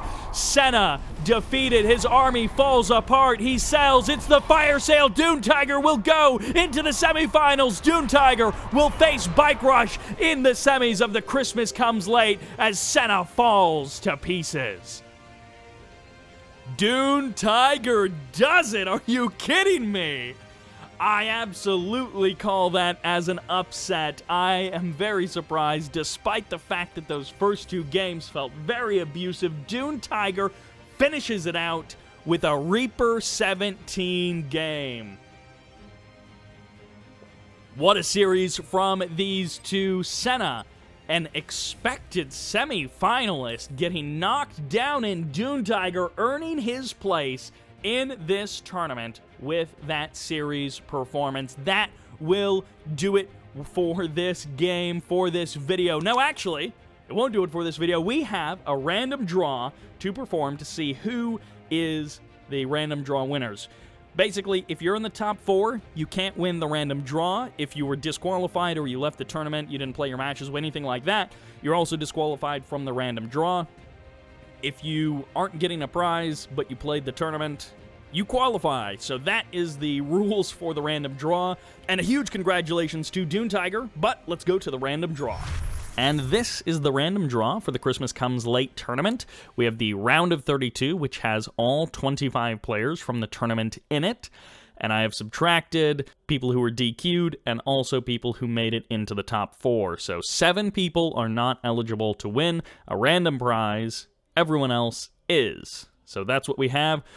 Starting from the top of the bracket, going all the way down, including the people who are DQ'd. We'll have assigned them all a number. So Wildcom is 1, Green 0 would be 2, but he's in the top 4. Sharp Sense is 3, Thanatos 4, and so on, all the way down the bracket to 25. And we are going to generate, starting with 8 random numbers. And what do we get? So the 8 numbers are 21, 13, 8, 5, 10, and 16. So I think starting with number 21, yeah, that's someone who was actually DQ'd. I believe they had to leave for personal reasons, and so they weren't able to finish the tournament. Number 13, however, is actually Futurama. So Futurama getting knocked out in the round of 16, but he will claim a little cash prize. And then number 8 is Assassin Spy. So it looks like Futurama and Assassin Spy will be receiving the random prizes. If there's a problem paying them out, then I will move to the next person on the list, which actually would have been Drive, and Drive made it into the top 4, so it would actually be the number 10 player. So haruspex will be one of the backups. All right, so a big congratulations to the top 4. Green 0, Drive, Bike Rush, and DuneTiger. A pretty crazy top 4 that I certainly didn't expect and didn't expect in some ways. And a congratulations to the folks that won the random draw prizes. A big thank you to GwaspaRi, who endured the backseat gaming to bring a great tournament to life. And that will do it for this video for the quarterfinals. And this is Cybert signing out.